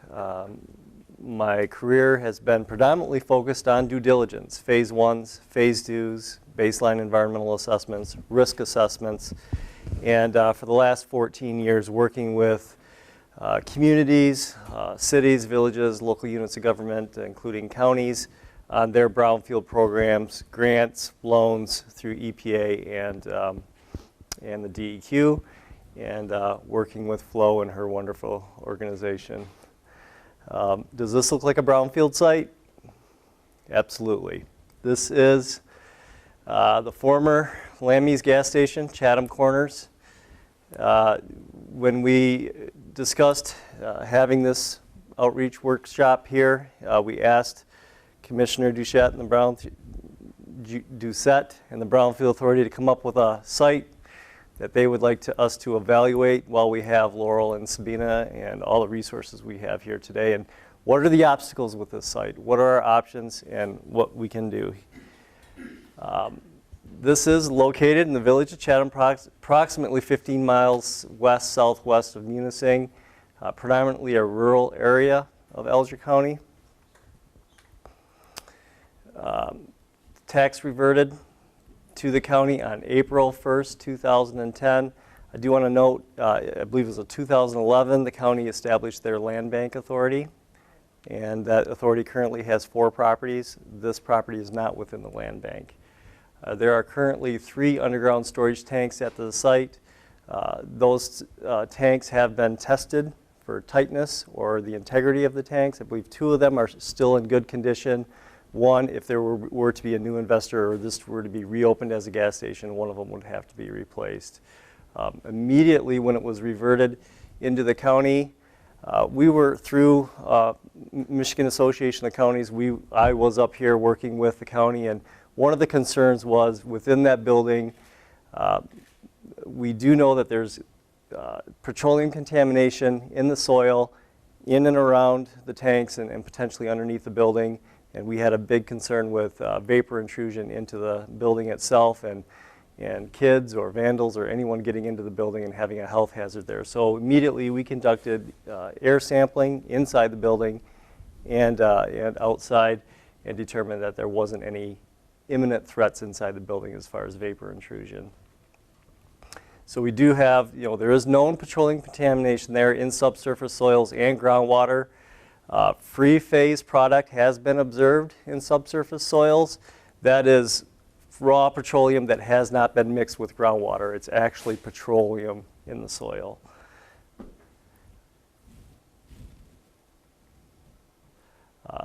current and proposed initiatives that we've attempted through the county Brownfield Authority. We have in the past applied for EPA funding, Brownfield Assessment Grant funding, very competitive program. We weren't successful. We intend to apply again this fall for EPA assessment grants. Members of the Brownfield Authority, we have a couple of them here, have reached out to Michigan Department of Environmental Quality, the Superfund section, to see if we can get assistance from them as far as investigating the site further, doing some cleanup. There are some residences in this area with drinking water wells. The Superfund section at the DEQ has looked at this site, and it is on their list, but currently it's not a high priority for them. It doesn't represent an imminent threat to those residences. And just because that's the name of the section, this is not a Superfund site. No. Not by any stretch of the imagination. Just where the funding comes from. Also, there's a local representative from EPA Superfund section. This is not a listed site under Superfund. And the local representatives from Region 5 EPA has recently installed 10 groundwater monitoring wells on the site and the surrounding area. Most of the wells that they installed were in the surrounding area. They determined that groundwater flow is towards the northeast, away from those existing residential drinking water wells. One concern we have is to the northeast is the MSU Experiment Center. It's an agricultural research and development center through Michigan State University. It's immediately across the road from this site. While they were installing the wells, they did not observe any evidence of free product in those wells. They plan on sampling the wells on a quarterly basis. The last round of sampling was conducted in April, and we expect to have the investigation report in May. But that's great news for this community that EPA was able to use some of their resources and investigate this site. You have a question?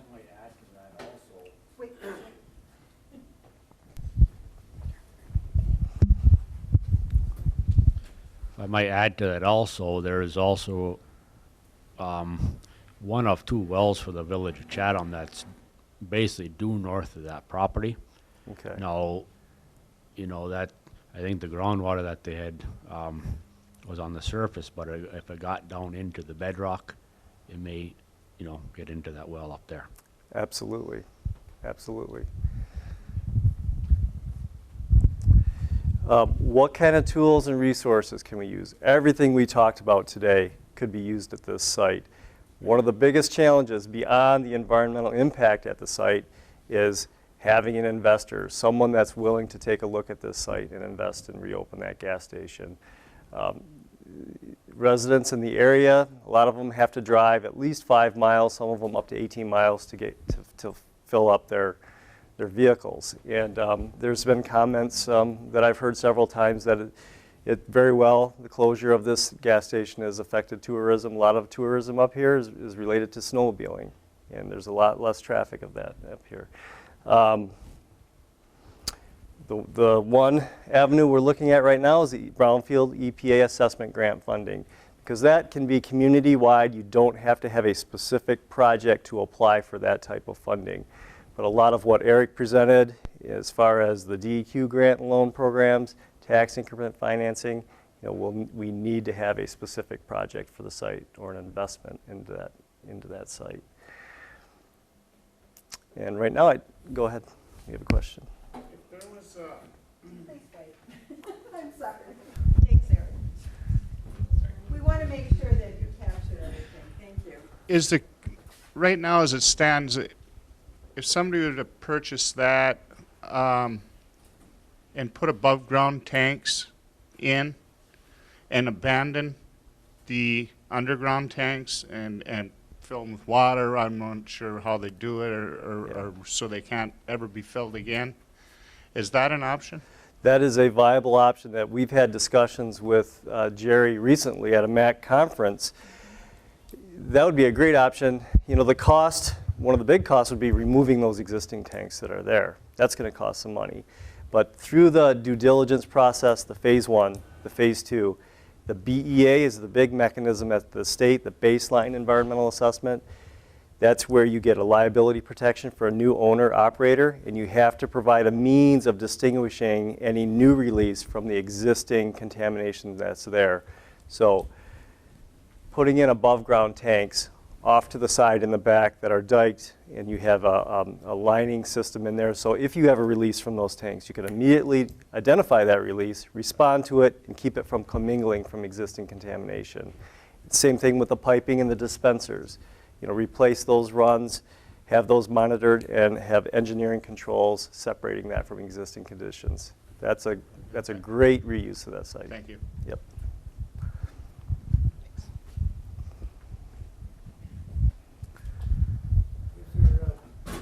Contaminated soil area. Excuse me. The soil that is contaminated there does that have to be dug up and taken to a special landfill and then a new soil put in its place? You could reuse the site. There still needs to be a lot of investigation done at the site to see what the concentrations of contamination is in the soil and groundwater. And we're talking about, you know, petroleum contamination. And you could reuse this site in Michigan, a lot of redevelopment programs. You remove it if there's a threat of exposure to human health or the environment, and you can't reuse the site, reuse those soils on site, and they have to be removed. They would have to go to a landfill. They'd have to be handled following special precautions and go to a landfill. Yeah. Thank you. Yep. Do you want to add anything? Dave, under what circumstances could you leave the soils in place? You could leave the soils in place if, say, we had the option of removing the underground storage tanks and putting in above ground tanks.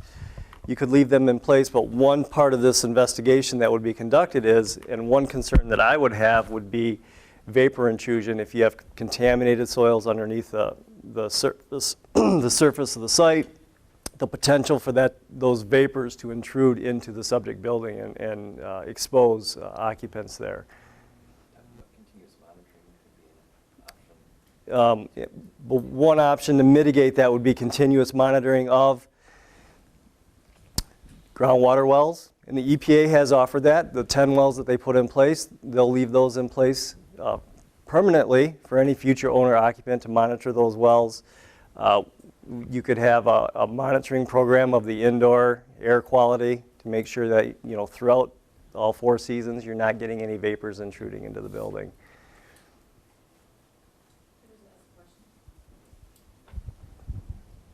You were talking about free product, and free product drives a lot. So I was just wondering, has it been identified on top of the groundwater? Is it just in the soil? And how localized is it?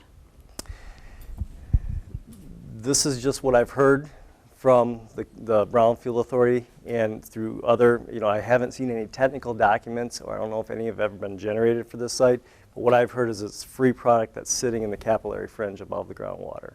Oh, okay. So you have your groundwater table, and there's some free product right in there. And just where the tanks were, or were the lines affected too, pump islands? We think it's coming You know? from the product lines to the dispensers is where the okay, release so that's came kind from. of lucky. All right.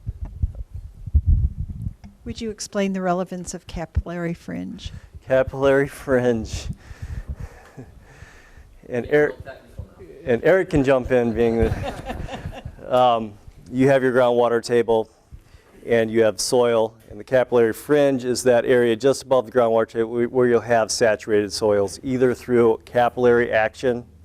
You take a napkin and dip it in water and you see the water go up into the napkin. That's that area, that fringe right there.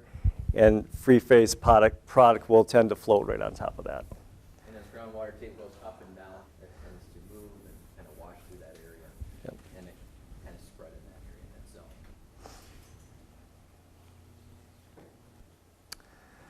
Any more questions? Any ideas from our 2 experts on how to capitalize on some of the tools that we have available to us?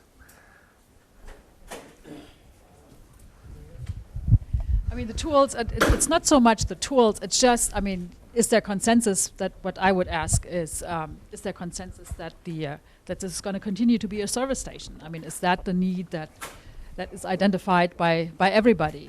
I mean, is that something that everybody would support? And if so, I think then you just go from there. If it's really a service station, oh yeah, God, damn X. So, I mean, in tool-wise, it's, you know, I mean, all these tools that are available here in Michigan were already mentioned. And I mean, I guess the question that I would have, instead of waiting for a grant application from EPA, since it's so small, unless there are other sites for a community-wide or coalition assessment grant, it's a heck of a lot easier to go through the state, I would think. So the 128A program, don't they do that here in Michigan with a free They do, phase and we ones have, and phase twos? yep, and that's a great idea, and we have proposed that, and I'm going to continue to do that. I think that would be much, much more faster and efficient just to see where this stuff actually is. It seems to me, I mean, if it's a line leak, usually that's not that widespread. But then again, you're dealing with sands here. I would assume your groundwater level is kind of up there. So that might make a difference too. But it's not like, I mean, I don't know, I'm just speculating here, that you have this whole area totally contaminated. It's probably localized. It's maybe a hot spot. So you could potentially deal with that cheaply, relatively speaking. Nothing in the environmental industry is cheap, but. And I think what I would add is that this should be communicated to the community as to the extent of contamination, photos, what capillary fringe is, pictorials. I think it's very important. Someone left the room and said, sounds like we're all going to die here. That's not, you know, contamination, and that was probably just an offhand comment. But again, the risk communication is really important. What do these chemicals do? How can you come into contact with them? We probably have most of this written up already through Tox Profiles. We have this series called Toxicological Profiles, where there's fact sheets for communities, and TAB probably has similar resources where these things can be bundled and put out into the community. In Blue Island, we send things home with kids in their backpacks. In in Blue Island, they put things on the water bill a lot. But again, you can gather community support for this, you can characterize the extent of contamination, and then you can look at the potential uses for the site.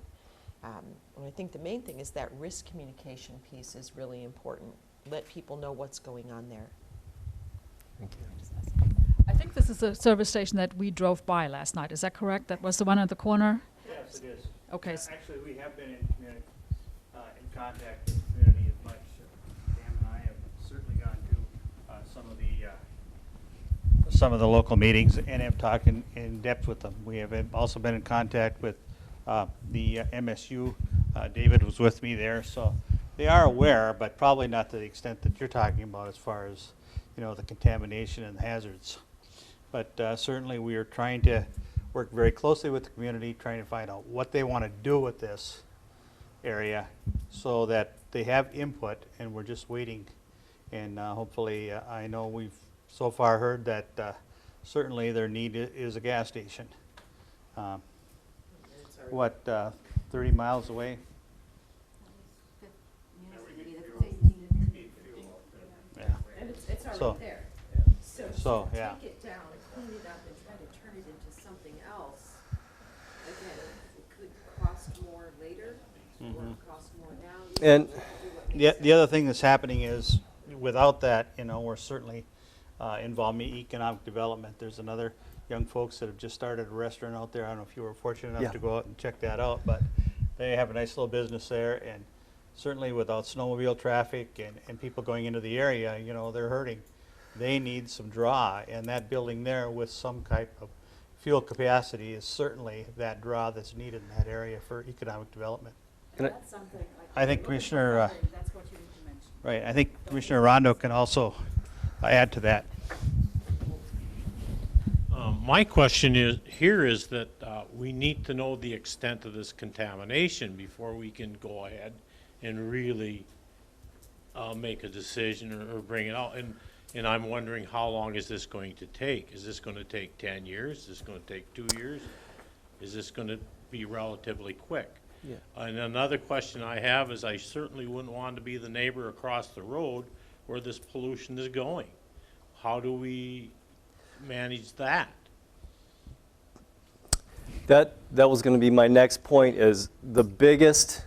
Great minds think alike. Yeah. Well, my next point was, there have been a lot of discussion about this site since I've been coming up here, and the identification of free product in the soils. I mean, that's a big concern, and really, the big concern is we don't really know what we're dealing with. There's a lot of unknowns here. When you look at an environmental investigation, we don't really know the extent of it, and we need to narrow that down as far as what we're dealing with. And the EPA Brownfield assessment grants that we've applied for and that we're going to continue to apply for, this was one of other projects, but this was the priority project. What Sabina mentioned is the state of Michigan has their own EPA funding, Section 128A funding, where they can come in and bring in DEQ staff. They can't conduct a phase 1, but we can certainly help them on the history of the site, what we know about the site, and they can come in and do borings beyond what the EPA has done, look at soils, look at soil gas vapors that could be going in to answer the unknowns that is usually a challenge for a developer or a lender when they're looking to finance this site, is what are we dealing with. And so that's something that we can do right now.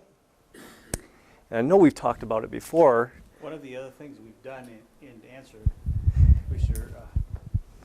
Commissioner's question is, we don't really know how deep the wells went to what aquifer, and we are checking on that right now with the EPA. But our conservation staff has been involved with us as well, and they tell us there's some kind of conifers that we can plant over there that'll draw some of the contamination out of that building for MSU. Maybe you can help us out with that, Hamp. And I don't mean to put you on a spot, but do you know what kind those are? I do not. Okay. The other question I have is, it seems to me here we're talking time. I walked around that building a couple weeks ago, and it's been abandoned for what, 2-3 years now, and it's showing its abandonment, and we don't have a lot of time, and it seems like to get to this far has taken much too long, and I would like to see this speeded up, and within months, I would like to see something within months being able to take care of this problem. Is that? Well, the program I'm talking about through the DEQ, the 128A investigation, they do 12 to 13 projects a year, and we'll get an application into them. They're not as quick as consultants can be, private sector. They do have a list of projects that they go through, and we'll get them in the pipeline. I've seen it take 3 to 6 months. We're hitting them in the summertime, so we're going to be in that 3 to 6 month range. If we were to hit them in the fall, we'd be looking at next spring or something. So that's about as quick as we can go with the free money that's available from the DEQ at this point. I guess the other question I have too is, what do the locals think? Are they looking at someone that, some type of developer? Have they got somebody in mind that could come in and take over this project and work it once we get things cleaned up? Well, I think this whole thing is scary with the fact that, we don't know what we're dealing with here. And like I said, the building is, you can't leave a building go for 10 years Well, without. we understand that, but we just took it over. And I'm not into that. But the locals need a gas station, and they need it desperately. And this seems to be probably one of the better scenarios we have, except we have to know what we're dealing with. Yes. And we have to deal with it quickly. Well, and I've bought property, and I've got a sizable investment to build a gas station, just kitty corner across the highway. And I don't know if I should spend another dollar there or not. I mean, I've got $50,000 wrapped up in this, and I've tried to follow all the plans and permits. I've worked with Paul, and now with this going on, there's not enough room for 2 gas stations in Chatham, but we don't even have one. I considered washing my hands with my investment so far across the street and going this route with above ground tanks, but where does it end and where does the responsibility end? You know, I mean, how long does the person have to be responsible for the contamination, I guess, is, how big of a gamble is that, you know? Yeah. I wanted to add one thing, and because it's publicly owned right now, and which is a great thing, we're trying to tap free money. Okay, so things don't go quickly at all. There's just not a lot of that money available. So when we work with land banks who often take control of these properties, there's a lot of opportunity through there. But it doesn't have to be specifically with a land bank. You know, we're very close, it sounds like, and this is kind of the first time I'm hearing all these details. It sounds like we have some avenues to address some of these specific site concerns. But I don't see a reason why we can't develop a plan to start looking at the reuse of this property and marketing this property, work with the county, it's county held correctly, right? Yeah. You know, working with the county to develop some approaches, engineering controls, going the above ground tank route to start marketing this site, whether it's you or anybody else. But, you know, there's ways to dealing with these properties. Ultimately, the sooner that we can get a private investor involved on this, we have a great opportunity from the fact that it's currently has a zero tax base. We talked about TIF, and we have all that available. If we get an end user here and making investment, other programs start to become available. And so it's really critical that we get this back into private hands and develop that concurrently. And what we can do is the sale can be conditional. And what we can do is we can put certain purchase agreements in place once the county goes through its process to whether it's in public auction or if it's sealed bids. We can help in that whole process to select a viable development for this property that's what the community wants. And we can control that through the bidding process. And then we can have conditional purchase agreement in place for these funding sources to now be drawn in as long as we have a purchase agreement. So then we can start talking about these other tools. So there's ways to do with, you know, to deal with this. I think what we need to do is have maybe a specific focused discussion on the site. We got a lot of the people here, but I don't think it's out of the question if we can move quickly.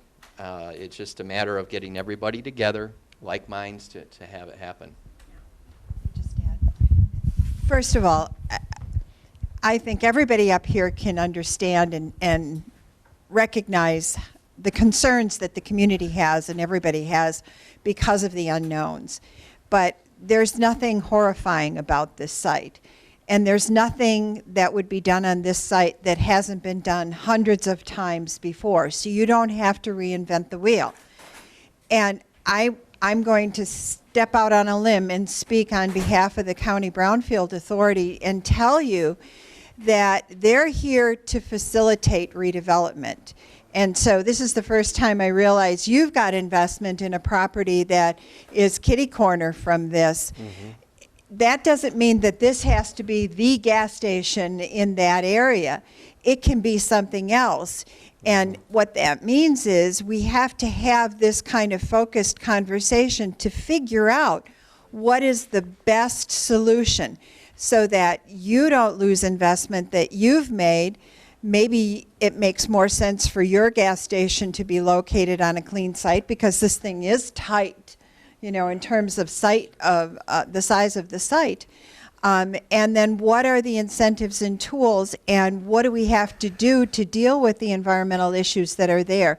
You know, these guys know, you know, hundreds of sites that are like this. It's not at all unusual, and they can advise you. Once the problem is actually defined, and that's what we need to do, and there are tools to do that, and start that process, then what are your options? What makes sense? To protect the wells that are up gradient, down gradient of wherever the plume is heading, and also, you know, what's the best future use of the site? And that needs to be a community, developer, and expert conversation. And everybody needs to be open and honest about what you want to see happen. And that's part of why we're here today, is to let you know that these resources are available.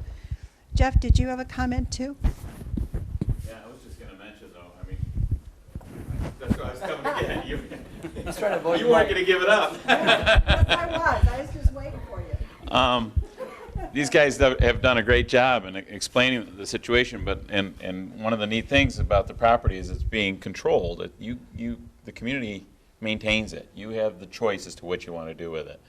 And hearing about private investment that's already in this area, perhaps the best use of this property is totally something different, to the point that the community can use it for something, parking for some of your folks that are coming in for snowmobiling and those types of things. I don't know if there's a trailhead nearby, if there's some other use that would be better, for this site where you can get rid of the building that's already deteriorating, you can cover it to protect from the contamination that may remain, those types of things, allowing then another private entity that may have other property in the area to develop it.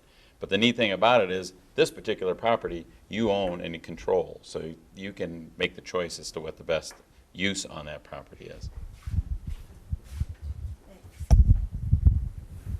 I may be getting in trouble, but Flo has said this has been done hundreds of times. These types of sites have probably been done thousands of times.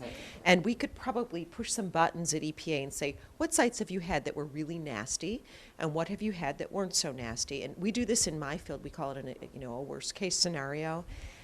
Sometimes we'll look at exposure and we'll start with, okay, there's a plume this big, and then you move down the spectrum to there's a plume that big, and what are the costs associated with cleanup? There are cleanup strategies that you may not be aware of. And so what we would do in risk communication is say, these are the cleanup strategies that can be used at this site. You want to stop the plume.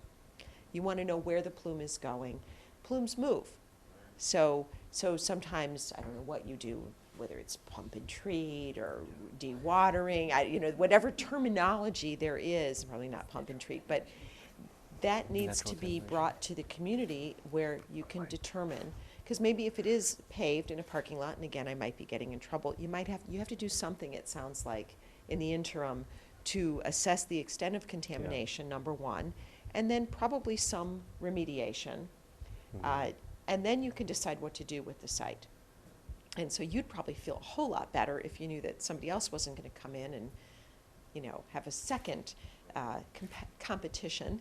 And, Well, anyway, it's needed so bad. I mean, it's the snowmobilers were coming into the establishments offering $25 for a 5-gallon can of gas. They're all fuel. Wow. Trail that does come. Yeah.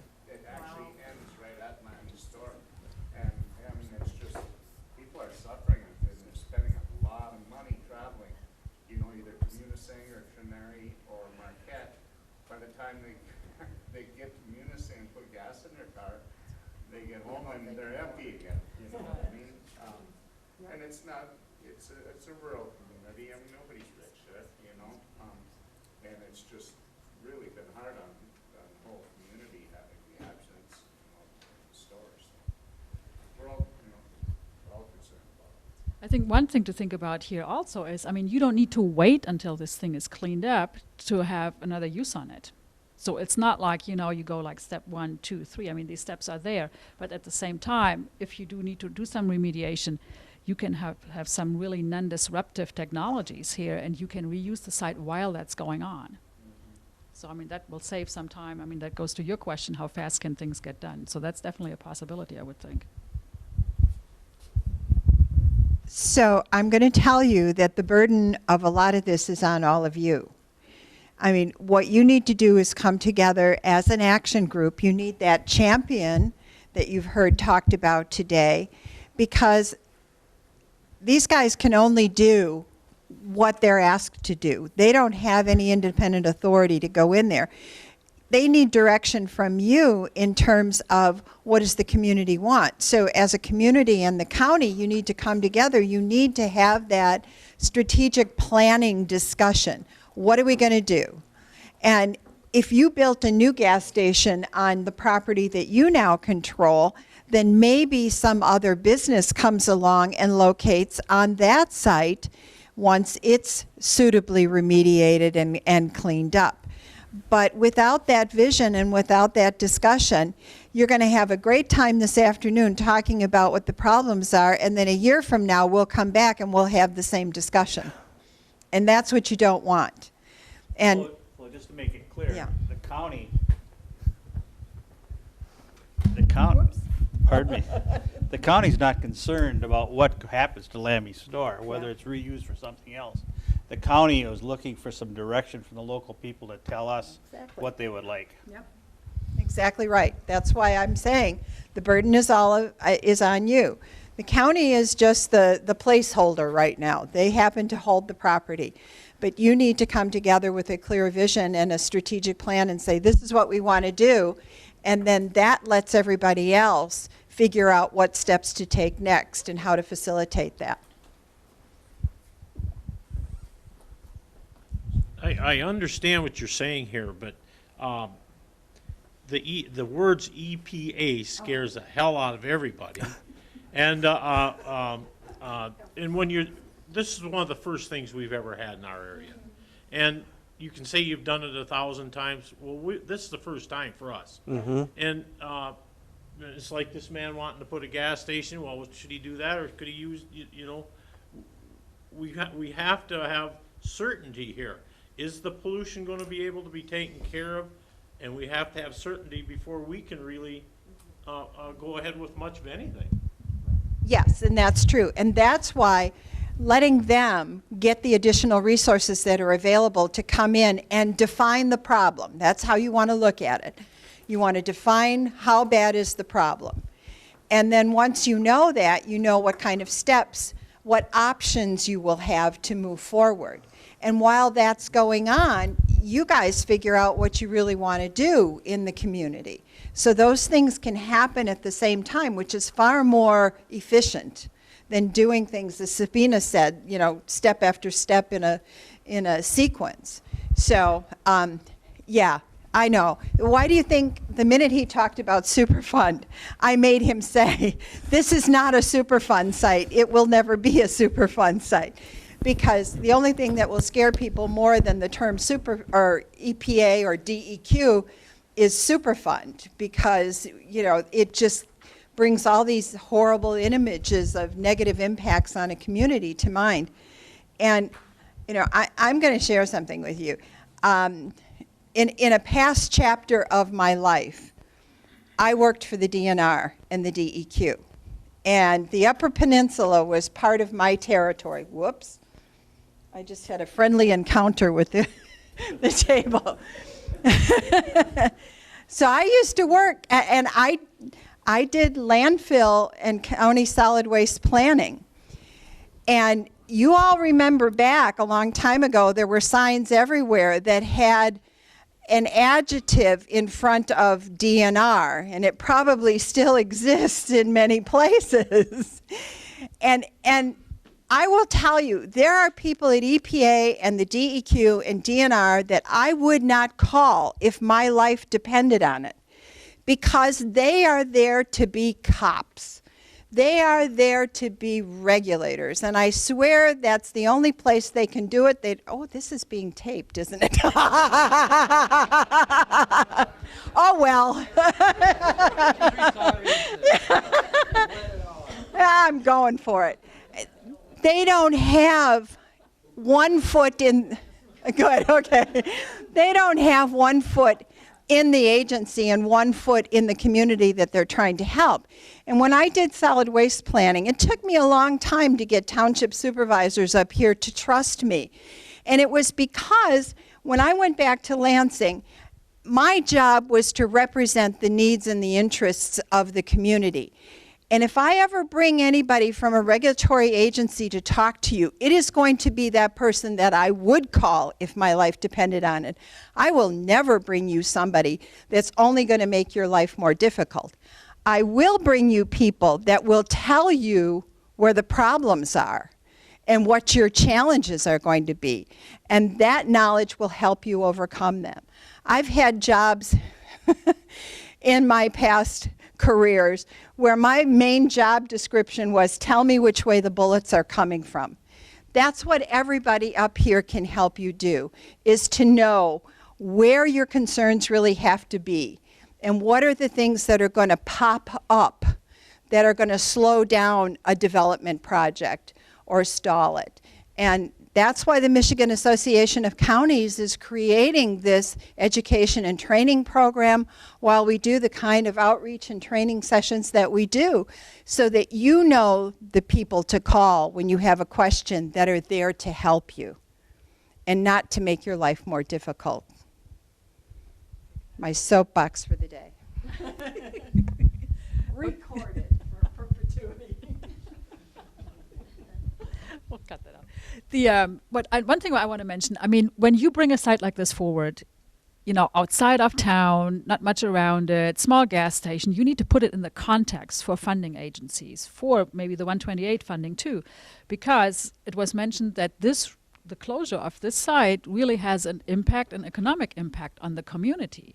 And that's the important point here.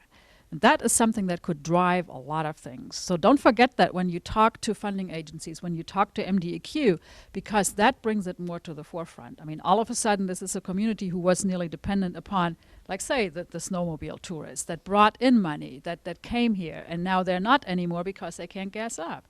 That's a really big, huge point. So don't... Right, exactly. And the restaurant, you know, I mean, you can cite that example. Maybe you can put numbers to it too. How fewer people did come. I mean, you can really make that case. And I'm going to add on to what Sabina talked about as an interim use. I work with Erica Allen of Growing Power. Will Allen started Growing Power in Milwaukee, and they do farming in the most unique areas vertically. And there's a hoop garden. There's a hoop in Munising. Hoop house. Yep. Great. Erica has a saying, concrete is your friend. Asphalt is your friend. You know, maybe a little fundraising to save our site or clean our site and get the community rallied around it, and you grow vertically. It can be done, and you've already worked on it. And that goes into that grant application to say, look, we're fundraising and we've made $55 this week, and we're going to, you know, whatever it takes. And it's a visible, you know, you see this when you drive in, and you can quantify how many people are working around this, and that will help your applications. And it's not going to be years and years. It creates jobs, creates social investment in a site, and you can quantify what's going on.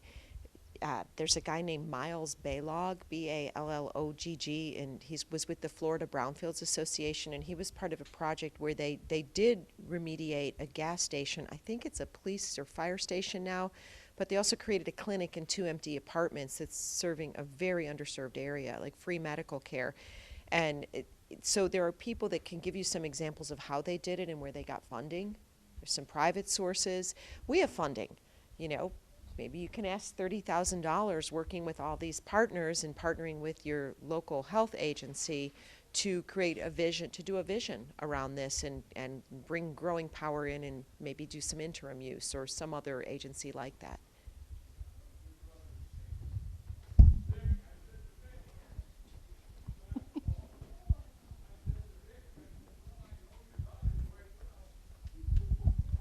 Hi, my name's Nick Durushi, and I'm the health officer with the LMAS District Health Department that is the district health department for this area. This is one of the first times that I've really seen anything as far as the Chatham corner stores. I oversee the department from the administrative office in Newberry, but I know we're willing to work with the Brownfield Authority or the county or any other agency that wants to take on this project in determining the extent of the contamination and what needs to be done as far as protecting the local wells in the area and remediating the site. That is gold for you. You just made this afternoon a success. Thank you. Yay.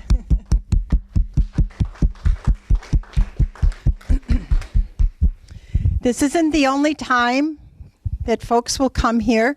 If you have a need, they're a phone call away. If you don't use their services and you need them, shame on you.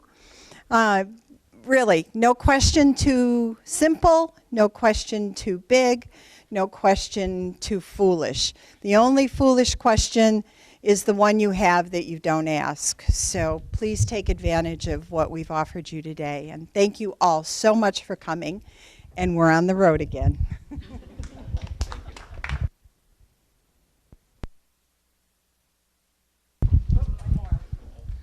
I just want to thank Flo